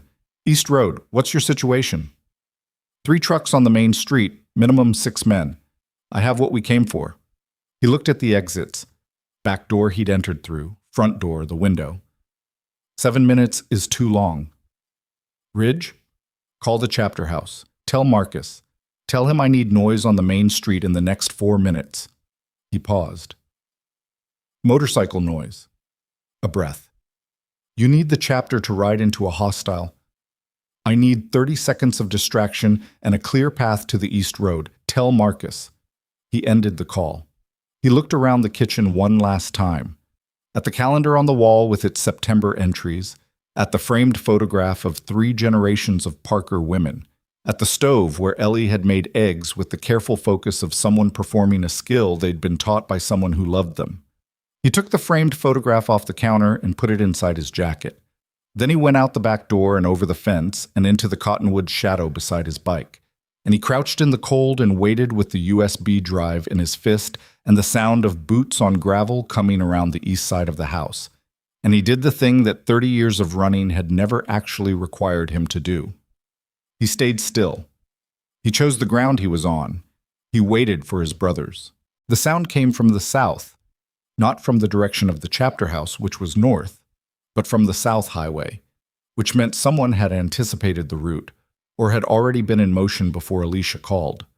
A single Harley first, distinctive in its rumble, coming up the main street at a pace that was not emergency speed but deliberate, the specific pace of someone who wants to be heard from a distance. Then a second. Then, from the west approach, a third. And beneath the sound of the individual bikes, building, a collective frequency. Not 3 bikes, but more. Many more, the layered bass of a group in formation rolling into a space that had not expected them. The men near the fence stopped moving. Ridge heard it, the cessation of boot sounds, the specific silence of people recalculating. He started the Harley. He went out through the back gate and turned east before the first shout, and behind him the sound of the chapter's arrival on the main street was enormous in the cold desert air, filling the hollow, like water fills a low place, and he pushed north on the east road with the USB drive against his ribs and Margaret Parker's last words in his jacket and a sensation in his chest that he did not have a clean name for, which was the feeling of having been stood for by people who owed him nothing beyond the particular loyalty that men build in the specific conditions that build it. He had the USB, he had the paper, he had the September calendar page and the note in Margaret's handwriting. He had 46 hours before the shipment moved and the documentation burned. He also had, at the moment he joined the East Road and the chapter house route opened ahead of him, a clear and devastating understanding of the thing Voss had said that he'd let pass in the momentum of the call. I want you to take the girl and go somewhere that isn't Nevada. He knew about Ellie. He'd named her specifically. Not the child or the girl from Blackstone Hollow. The girl. With the specific familiarity of someone who had been watching longer than the 6 weeks in the house suggested. Someone who knew the name, the age, the connection. Ridge ran the timeline back. 6 weeks in the house. October. Ellie's grandmother had died in late September, which meant Voss's people had arrived in Blackstone Hollow within days of Margaret Parker's death, which meant Voss had known about Margaret Parker's connection to the investigation before she died, which meant the intelligence hadn't come from surveillance of the house. It had come from inside something closer, the inside contact. MP. The relay messages that Voss had claimed to be reading for 5 weeks. If Voss had been reading the relay for 5 weeks, he'd been reading Margaret's messages. He'd known what she was building, he'd known about Ridge, he'd known about Blackstone Hollow, and he'd had a source inside whoever had access to the relay system. Not the Covenant, not Dart's Cascade chapter, but the relay itself, which Alicia had described as 3 layers deep. Alicia Venn, who had arrived at the chapter house with the relay information already assembled, who had positioned herself against the wall for the entire opening conversation, assessing, who had known about the coordinates before Ridge had seen the printout, who had described the relay's structure with the specific familiarity of someone who built it rather than someone who found it. The cold on the highway was extraordinary. Ridge felt it in his hands, in his face, in the place behind his sternum where certain kinds of understanding arrive as physical sensation. He called Cade. Cade answered on the second ring. Rough breathing. He was outside, riding, the chapter's response still in motion. "Brother, tell me you have it." "I have it," Ridge said. "Where's Alicia Venn right now?" A pause. Wind through Cade's line. "She and Dart left 20 minutes ago. East Road," she said, "to back you up." "She's not on the East Road," Ridge said. "Ridge?" "She built the relay," Ridge said. "Voss told me he'd been reading it for 5 weeks. If it's a 3-layer relay, you don't read it from outside. You need access to the middle layer, someone who designed it, someone who knew what messages to watch for." He kept his voice even with an effort that registered as physical. "She came to you with the relay information. She brought the coordinates. She was in that room when we connected Margaret's initials to Blackstone Hollow." "She called the chapter," Cade said slowly. "She told Marcus you needed distraction on the main street." "I told her to call Marcus." "Ridge. She knew your position before you called her. She told Marcus your exact location before your call came through to the chapter." The highway ran ahead, cold and flat and enormous. "She's going to Pryor," Ridge said. The certainty of it arrived complete, fully formed, the way certain truths arrive when the evidence reaches critical mass. "She's not after the documentation. She already knows what's on that USB. She designed the relay. She's been reading Margaret's operational notes for weeks. She knows what Margaret built and where it points." He breathed. "She's going to Pryor, because that's where Ellie is. And Ellie is the only witness to what Margaret told her. The only person who can testify to the chain of custody for whatever is on that drive. A 4-year-old. The only remaining link in a chain that a dead woman had spent 18 months constructing. The most protected piece of evidence in the world, because nobody protects what they don't know exists, except that now someone knew. "How far are you from the chapter house?" Ridge said. 20 minutes? Go. He was already calculating his own distance to Pryor, the gap, the window. Cade. Nobody gets near that girl. On it. The line ended. Ridge opened the throttle and felt the Harley's response move up through the frame and into his body. The acceleration, the forward commitment of it, the specific physics of a machine that goes where you point it without doubt or qualification. He thought about Ellie at the counter stool explaining something to Wynne with her hands. He thought about Margaret Parker's note, "You were worth waiting for," and the specific cruelty of a world that would take a dead woman's granddaughter hostage against the evidence the dead woman had spent her life building. He thought about what it would cost to keep a promise to a woman he'd never get to properly meet. He was 15 minutes from Pryor when Wynne's number came through. Wynne, not Cade, not Marcus, Wynne, who was 29 years old and still learning where to look when things went wrong. He answered. "She's gone." Wynne's voice had the texture of someone in the first moments of understanding they have failed at something that mattered. The woman. Alicia. She came in through the front, said she had instructions from you, said there'd been a change. A breath. She took Ellie. Ridge. She put her in a truck and she took her, and by the time Ridge heard the rest of it from a distance. The details. The truck. The direction. The time window. 8 minutes ago, Marcus already moving, registered in the part of his mind that processed logistics. The other part was doing something else, something he recognized from the particular quality of it, the narrowing of focus to a single point. The way a man feels when the thing he was trying to prevent has already happened and there is nothing between here and the consequence except the road. He did not call back. He rode. The chapter house appeared ahead, lights on, bikes in the parking area, Marcus outside with his phone at his ear, Cade just pulling in from the south approach. Ridge came in fast and stopped hard and got off the bike in the single motion he'd been doing since he was 19 years old. And he looked at Marcus, and Marcus looked at him with the expression of a man who has been carrying command long enough to know what his face costs when something goes wrong on his watch. "Direction?" Ridge said. "South," Marcus said. "Toward the highway. Dart's truck is gone too. We don't know if they're together." "They're not," Ridge said. "Dart's clean.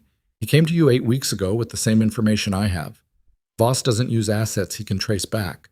He was already processing it. Alicia has her own exit. She'll hand Ellie to Voss's people as leverage and disappear before we can establish where the handoff happens." "Why leverage?" Cade said. He'd come off his bike and was standing with the engine heat still coming off his jacket. "If she's Voss's inside access, she's already given him everything on the relay. What does he need a 4-year-old for?" Ridge looked at him. "Because he doesn't know what Margaret told her directly. What the girl knows that wasn't in the relay messages." He paused. "And because I'm still standing here with a USB drive instead of a bullet in me, which means Voss is trying to manage this without federal attention. Ellie is the thing that makes me manageable." The parking area was cold and quiet. Somewhere, a bike that hadn't fully cooled was making a small metallic sound as the engine contracted. Marcus said, "What do you need?" Ridge looked at the road, at the men around him. Cade, whose own name was on compromised paper, and who had ridden his brothers into a hostile street on 4 minutes' notice. Paulie, who was standing at the edge of the group with his hands in his pockets and the specific readiness of a man waiting to be pointed at something. Wynne, pale and straight-backed, with the determined guilt of someone who will not make the same mistake twice. He thought about what Voss had offered him on the phone. "Take the girl. Go somewhere that isn't Nevada. Live whatever life you can assemble." He looked at these men. He looked at the USB drive in his hand. He thought about a woman named Margaret, who had stopped for a stranger in the rain and decided, based on nothing more than whatever she saw in him in that ditch, that he was worth the 23-year investment of an invisible plan. He thought about a 4-year-old with ancient eyes who had looked through a workshop window and held up one hand. And he understood, with the cold and total clarity of a man who has run out of road in every direction except forward, that the version of himself that could have taken Voss's offer, the version that chose the highway over the stain, the motion over the belonging, the road over the thing the road runs away from, That version had been left behind somewhere between a dark church and a kitchen that smelled like vanilla, left behind by a child pressing one finger to her lips. He was not that man anymore. "We need to find that truck in the next 30 minutes, he said, before Voss's people reach the handoff point. He looked at Marcus. "And then I need you to make a call, not to the county, not to local, federal. The contact your Marshall friend gave Alicia. Because Alicia used that contact to establish credibility with you, which means the contact is real, and Voss doesn't own everything." Marcus studied him. "You're asking me to invite federal attention into Covenant business." "I'm asking you to finish what Margaret Parker started," Ridge said, "because she spent 18 months building something that was supposed to protect this brotherhood from what's been using its name, and someone took her granddaughter to stop it from landing." The parking area was very still. Then Cade walked to his bike. Polly walked to his. Wynne, without being told, went to his. Marcus looked at Ridge for one long moment. The look of a man who has made commands in conditions that didn't offer clean options, and has learned to recognize the difference between a decision that costs something and a decision that costs everything. 30 minutes, Marcus said. He put his phone to his ear. The Harleys started in sequence, one after another, filling the cold air with the sound of a decision that had passed the point where it could be walked back. Ridge got on his bike. He felt the engine's vibration move up through the frame into his hands. He felt the cold. He felt, in the pocket against his ribs, the weight of a USB drive and a dead woman's note and a framed photograph of 3 generations. He pointed the bike south and rode toward the thing he'd spent 30 years running from, which was the moment when the road stops being escape and becomes, instead, the only path toward something worth arriving at. Dart found the truck. He'd gone south on instinct. Not Alicia's south, not the highway south, but the county road south that ran parallel to the main route and connected, 12 miles down, to an agricultural access road that eventually reached a cluster of decommissioned storage units that had been on nobody's operational radar for 3 years. He'd found it because he'd been tracking BCH logistics for 4 months, and BCH used decommissioned infrastructure the way water uses low ground, instinctively, without announcement. He called Ridge at the 11-minute mark. "Storage facility on Decker Road, 4 vehicles. I count 5 men outside, minimum. Alicia's truck is there." A pause with wind in it. "Ridge, Ellie's inside. I can see her through a gap in the door. She's sitting on the floor. She's not. She looks okay. She's not crying." Of course she wasn't. "Hold position," Ridge said. "Don't engage. We're 8 minutes out." He rode the 8 minutes with everything the Harley had, and the chapter rode behind him. Cade, Polly, Wynne, Marcus, and 3 others who'd been at the house when the call came through. 8 bikes in formation on a county road in the Nevada dark. The collective engine sound a physical thing that moved through the chest and announced itself to the landscape without apology. The storage facility materialized in the headlights, a row of low metal units behind a chain-link fence, floodlights on 2 poles washing the area in the flat white of industrial lighting. 4 vehicles arranged in a loose perimeter, 5 men visible, which meant others weren't. Dart's bike was dark, parked 100 yards east in the shadow of a dead Joshua tree. He was crouched beside it when Ridge pulled up and killed his engine, the chapter stopping behind him in a line that went quiet in sequence, the silence after 8 Harleys stopped being its own kind of statement. "Alicia's in the 2nd unit from the left," Dart said. His voice was controlled. "Ellie's in the 1st unit." They separated them. "Voss?" Ridge said. "Not here yet. They're waiting for him." Ridge looked at the facility, looked at the men outside, their spacing, their attention, the direction their eyes kept moving. Professionals. Not Voss's street-level people, but the layer above that, the kind of men who understand perimeter geometry. "How long until Voss arrives?" Marcus said. "Dart's estimate?" Ridge said. 20 minutes. Maybe less." Dart looked at the USB drive visible in Ridge's jacket pocket. "That's what this is about. He wants to watch it burn. Wants to be there when the last piece of what Margaret built gets destroyed in front of the man she built it for."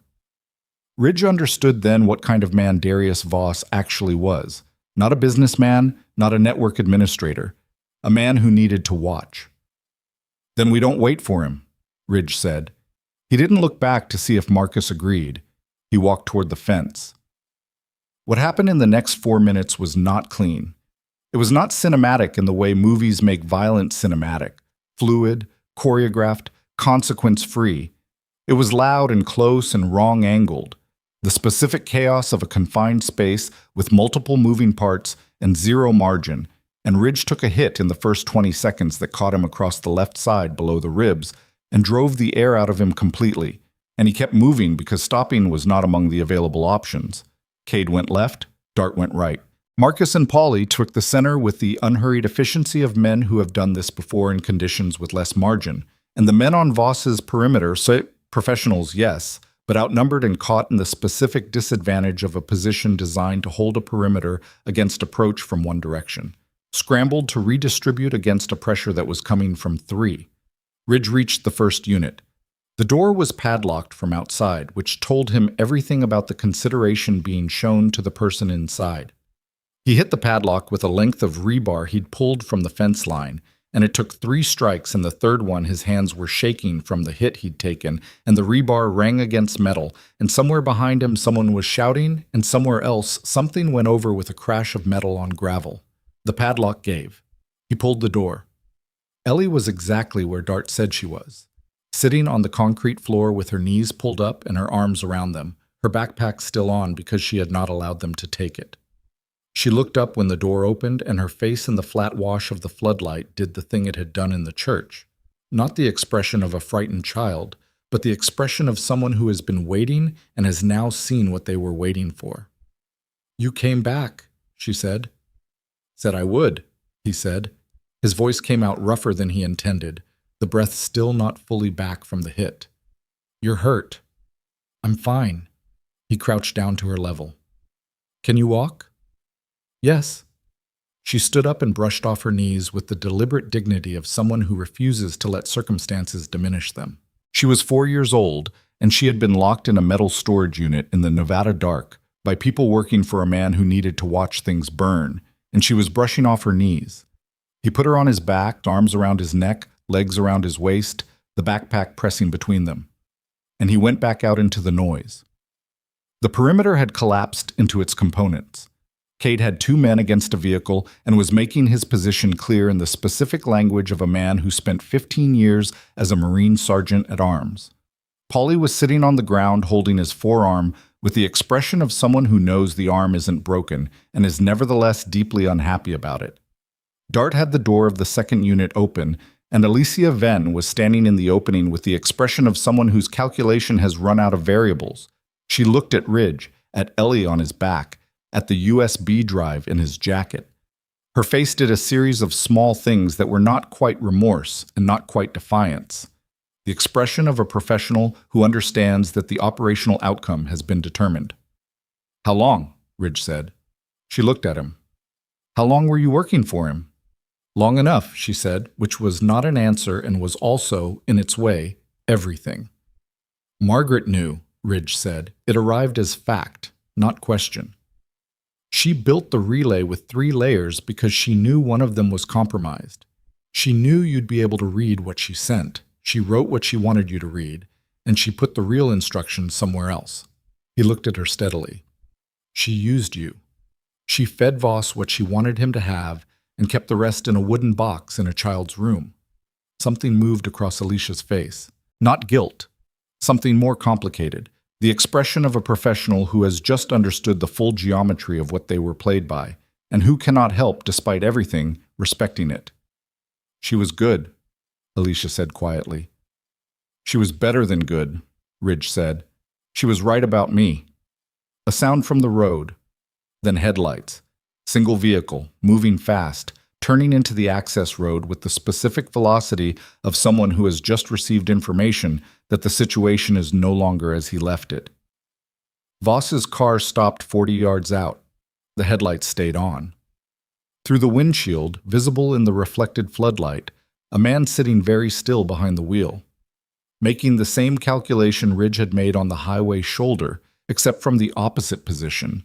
The position of a man arriving at a scene that has already resolved against him.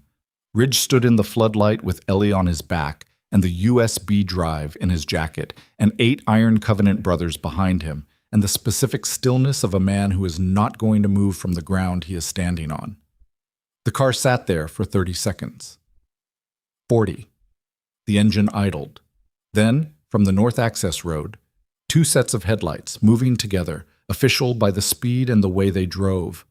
The marshal contact. Marcus's call, 40 minutes ago, finding its target after all. Voss saw the headlights. He sat for another 5 seconds with the particular quality of a man conducting a final inventory of what he has left. Then he put the car in reverse. "Ridge," Dart's voice from behind him, sharp. "He's running." Ridge didn't move. He felt Ellie's arms tighten around his neck. He felt his own heartbeat in his side where the hit had landed. He felt the cold, the floodlight, the gravel under his boots, the particular weight of a child who had decided to trust him with the full measure of what she had. He looked at the USB drive in his hand. Margaret Parker's 18 months. A dead woman's last operational act. The chain of evidence that Darius Voss needed to destroy so completely he'd come to watch it happen in person. He looked at the federal vehicles coming up the north access road. "Let him run," Ridge said. Cade came to stand beside him. Paulie, holding his forearm, on the other side. Dart, Marcus, Wynn. One by one until the line of them stood in the floodlight in the Nevada night. 8 men who carried damage the way working tools carry wear, not as damage, as evidence of use. And in front of them, walking with the steady pace of a vehicle that knows where it is going, the federal cars reached the facility entrance and stopped, and doors opened, and the particular choreography of an investigation that has just found its scene began to unfold. Ridge felt Ellie shift on his back. She put her chin on his shoulder and looked at the arriving vehicles. "Is it over?" she said. He looked at Voss's car, visible on the access road, brake lights flaring as the federal vehicles cut off the exit. He looked at Alicia Venn standing in the storage unit doorway with the expression of a woman making a calculation about cooperation. He looked at the USB drive. Margaret Parker's careful, patient 18-month construction, still intact, still in his hand. "Almost," he said, and then the brake lights on Voss's car went dark, and the car lurched forward. And from somewhere in the dark beyond the facility perimeter came the sound of a weapon discharging, and Cade grabbed Ridge's arm and pulled him left, and Ellie's grip on his neck tightened to something that registered as pain, and Ridge moved fast and low, the gravel coming up under his boots, and the floodlight swinging in his vision as he ran for the cover of the nearest vehicle, and the night around the facility erupted into the specific chaos of a situation that has run out of diplomatic options, and is now being settled in the oldest language available to men who have nothing left to negotiate with. The shot hit the rear panel of the vehicle Ridge was crouched behind, and the sound of it was enormous in the confined space of the facility. Not the movie sound of weapons, but the real sound, which is percussive and immediate and leaves a ringing in the ears that takes minutes to clear. Ellie had her face pressed against his neck and her arms locked. And she was not making a sound, which was the bravest thing he had witnessed in a long sequence of brave things from this child.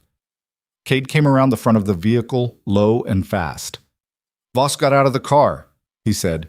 His voice was the controlled flat of a man running on something below adrenaline, the deeper fuel. "He's on foot, east side of the fence." "Federal units?" Ridge said. "Returning fire. North end." Cade looked at Ellie, made a decision with his face. "There's a culvert under the east fence. Wind's already through. Get her out." Ridge looked at the east fence, 30 yards of open ground in the floodlight. He looked at Cade. "Go," Cade said. "We have him contained. Go." Ridge went. He kept Ellie on his back and he moved across the open ground with the specific commitment of a man who has decided that speed is the only available armor. And the gravel came up under his boots in the white wash of the floodlights. And nothing hit him, and then the fence was there and the culvert was there, a drainage gap barely large enough, and Wynn was on the other side, reaching back through with both arms, and Ridge got Ellie through first, and then himself, the fence edge catching his jacket and tearing it, and then they were on the outside in the dark, and the desert air, and the sound of the facility behind them was muffled by the fence line into something that resembled, absurdly, a television heard through a wall. Wynn had a hand on Ellie's shoulder. He was looking at her with the expression he'd had in the kitchen doorway when she'd been explaining something. The expression of a young man who has discovered that certain people require a specific quality of attention. "You okay?" he said. "My knee is scraped," Ellie said with precision. "But I'm fine." Wynne looked at Ridge. "There's a vehicle on the county road. Dart staged it." He handed Ridge a key. 2 miles east. Go." "Cade has it," Wynne said. "Ridge, go." He went. He carried Ellie on his back across 2 miles of desert scrub in the dark, with his side hurting in a way that had moved past sharp into the deep structural ache that means something is wrong, but not catastrophically wrong.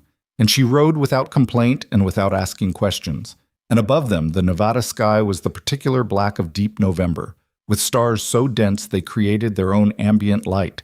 And the cold was complete and clean, and somewhere behind them the sounds of the facility resolved and then went quiet, and then resolved again into the specific sound of authority establishing itself over a scene, voices, vehicles, the particular cadence of people who have arrived with the power to determine outcomes.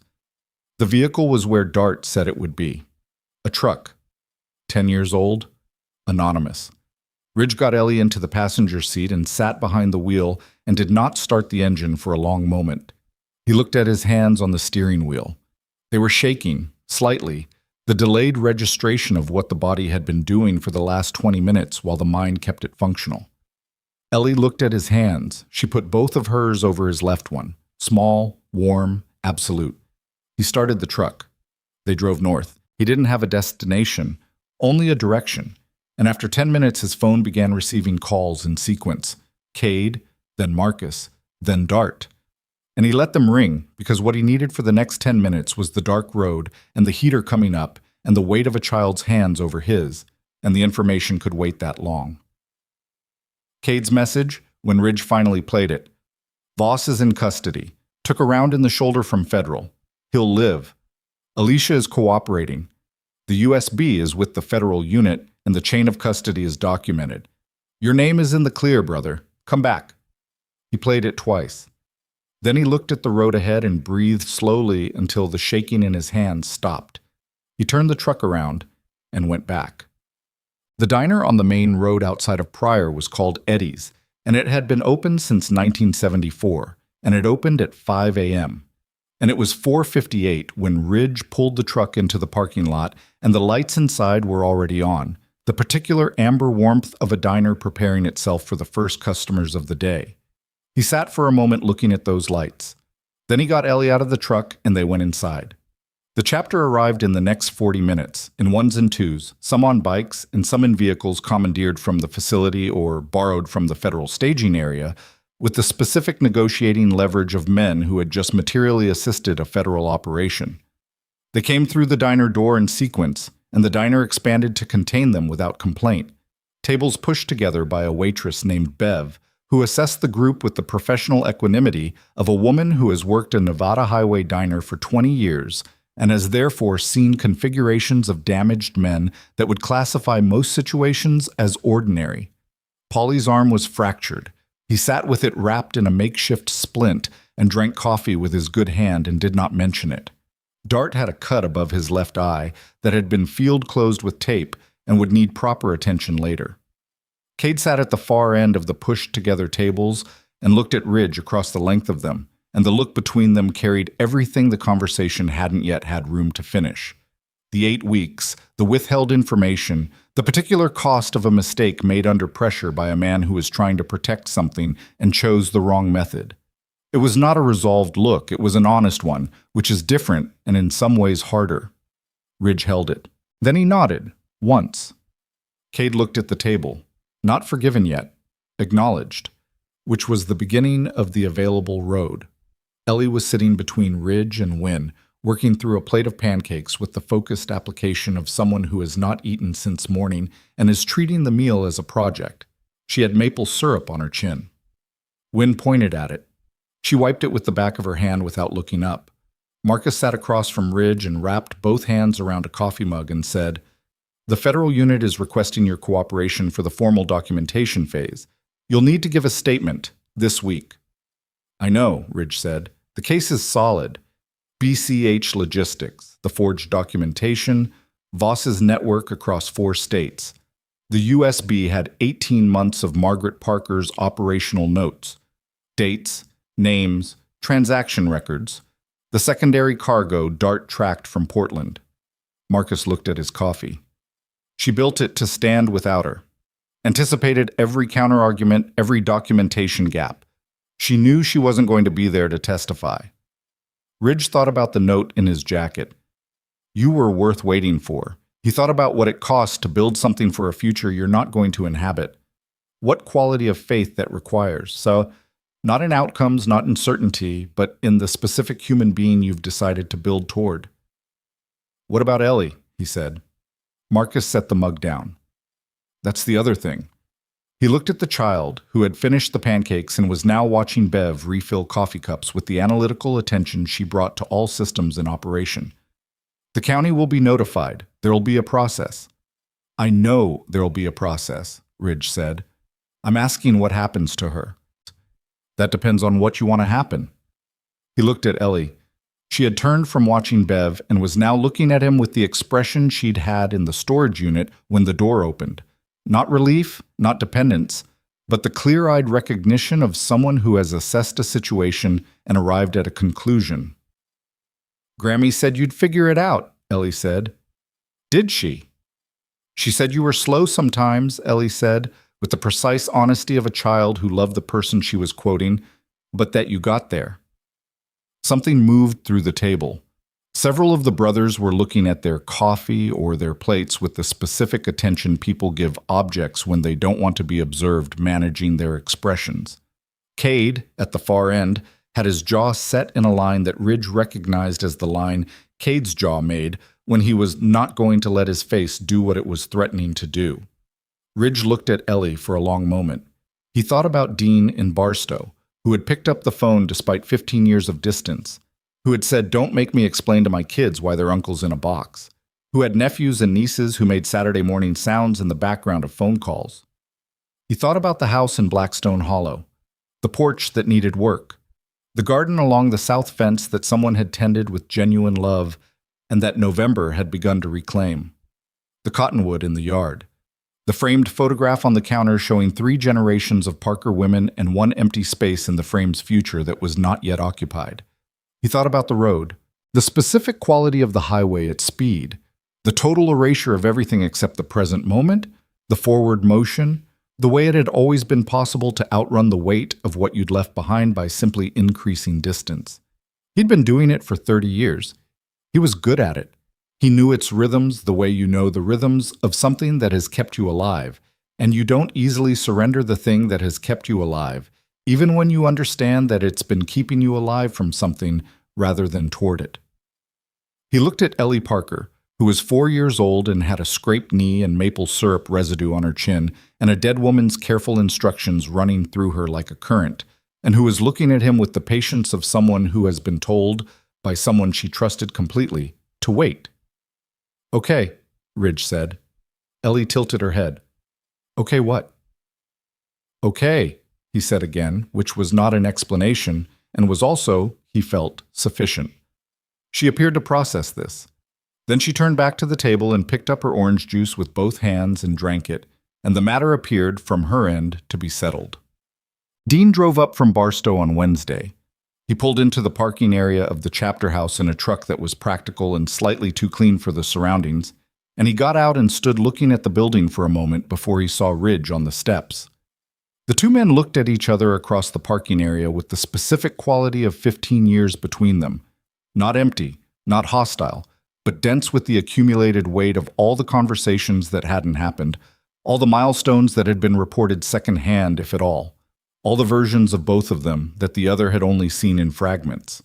Dean was 2 years younger than Ridge and looked it in some ways and didn't in others. He had the same set to the shoulders. He had a wedding ring and reading glasses folded in his shirt pocket and the bearing of a man who had chosen the thing Ridge had run from and found it worth the choosing. He walked across the parking area. He stopped in front of Ridge. He looked at him for a long time. Then he put his arms around him, which was not something either of them had been built to do easily, and Ridge stood inside it for a moment before he did the same, and the 15 years were not erased by this, but they were given a shape, a container, something that acknowledged them without requiring them to be resolved all at once. "You look terrible," Dean said. "I have bruised ribs," Ridge said. "That's not what I meant." Ridge stepped back. He looked at his brother. "I know," he said. They stood in the cold parking area for another moment. Then Ridge said, "I need a favor." "Another one." "The documents I sent you. The chain of custody is established, the federal case is open, but I need someone outside the immediate situation to hold the backup copy. Someone clean." "Done," Dean said. "What else?" Ridge looked at the chapter house door. Through the narrow window beside it, visible in the common room, Ellie was sitting at the long table with Wynne, engaged in what appeared to be an extremely serious card game. Wynne had the expression of a man who is losing to a 4-year-old and is not certain how this happened. "I'm going back to Blackstone Hollow," Ridge said. "The house needs work. The porch, the roof over the east room, the garden fence along the south side." He paused. "I'm going to need some time, before the county process is finished, before anything is formally decided." Dean was looking at the window, at Ellie, who had just laid down a card that caused Wynne to close his eyes briefly. "How long?" Dean said. "Long enough," Ridge said. Dean looked at him. He had the expression of a man recognizing something he'd been waiting a long time to see. Not surprise. Recognition. "Her grandmother," he said. "She really built all of this pointing at you." 18 months, Ridge said. "Maybe longer. I think she started before she knew she was sick." "Why you?" Ridge thought about a highway outside of Laughlin in the rain. A bar ditch. A woman crouched over a stranger and talking to him. Not about anything specific, just talking, keeping the thread, keeping him in the present tense. "Pay it forward, sweetheart. That's all anyone can do with a second chance." "I think she saw something in a ditch that she decided to believe in," he said. "And she was stubborn enough to keep believing in it for 23 years. Dean was quiet for a moment. Then he said, "You're going to need help with the porch." Ridge looked at him. "I have 2 weeks of vacation," Dean said. "My wife will understand. She's been waiting for me to tell her something good came of this family." He put his hands in his pockets and looked at the sky. "And my kids should know their uncle." They went back to Blackstone Hollow on a Thursday. Ridge on the Harley, Dean in the truck, Ellie in the truck's passenger seat because she had assessed the available transportation options and made her preference clear. 3 other Iron Covenant brothers rode out for the weekend: Cade, Wynne, and a man named Hector, who did not say much but was, as it turned out, a carpenter of considerable skill.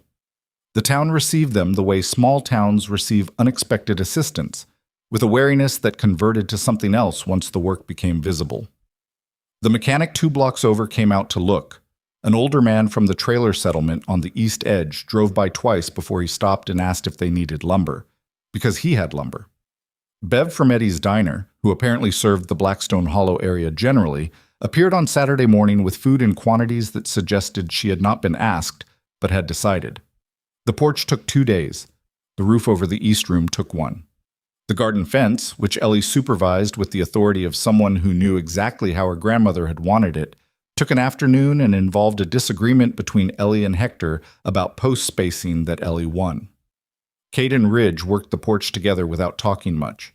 The silence between them had changed its character. Not the silence of withheld information, but the silence of men working alongside each other, which is its own form of conversation. On the second afternoon, without preamble, Cade said, "I should have called you in week 2. "Yes," Ridge said. "I was trying to protect the chapter." "I know. That's not an excuse." "No?" Ridge said. "It's not." He drove a nail. "But it's a reason, and I know the difference." Cade was quiet for a moment. Then he picked up the next board and held it in place, and Ridge drove the nail, and neither of them said anything else about it. Because some things between men of this particular kind get settled in the work rather than the words, and that settlement is no less real for the method. On Sunday evening, with the porch finished and the east roof sealed and the garden fence standing straight along the south side, Ridge sat on the new porch boards and watched the desert go through its colors. The Mojave sunset is not subtle. It performs extravagantly, the full spectrum from gold to amber to the deep specific red that has no good name in English, moving across the mountains to the west in a progression that takes 40 minutes and is different every evening and never becomes routine to anyone paying attention.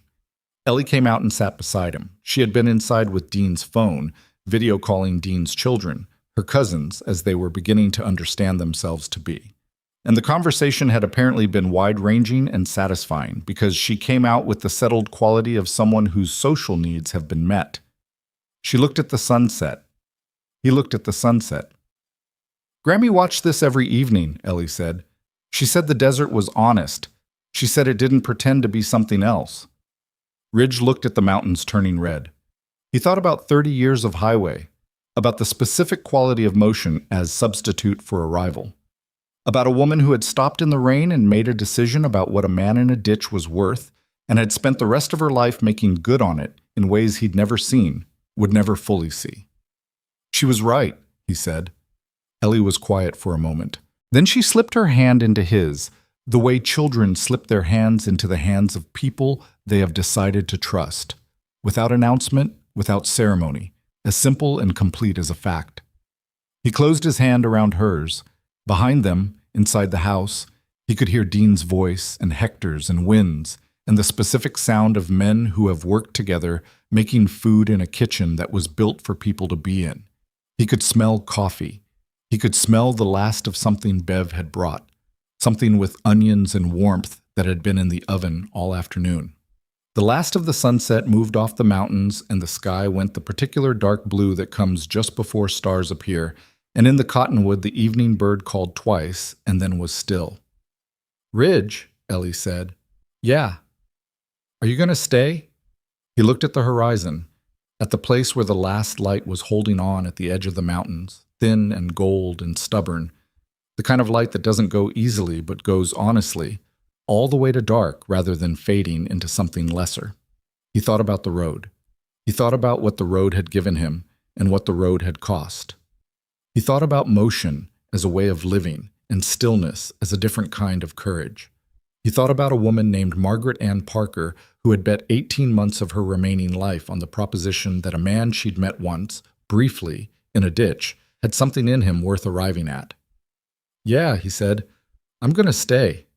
Ellie nodded, not surprised, not triumphant, just nodded, the way a child nods when a thing that was always going to be true finally gets said out loud. She leaned against his arm. He let her. The stars came out over Blackstone Hollow, and the Harleys stood quiet in the drive, and inside the house someone laughed at something, and the coffee smell reached them on the porch in the cold evening air. And Ridge Calloway, who had spent 30 years in motion because standing still felt like disappearing, sat on a dead woman's porch with her granddaughter's hand in his and understood, in the specific and unhurried way that the most important understandings arrive, that he had not disappeared. He had, at last, arrived.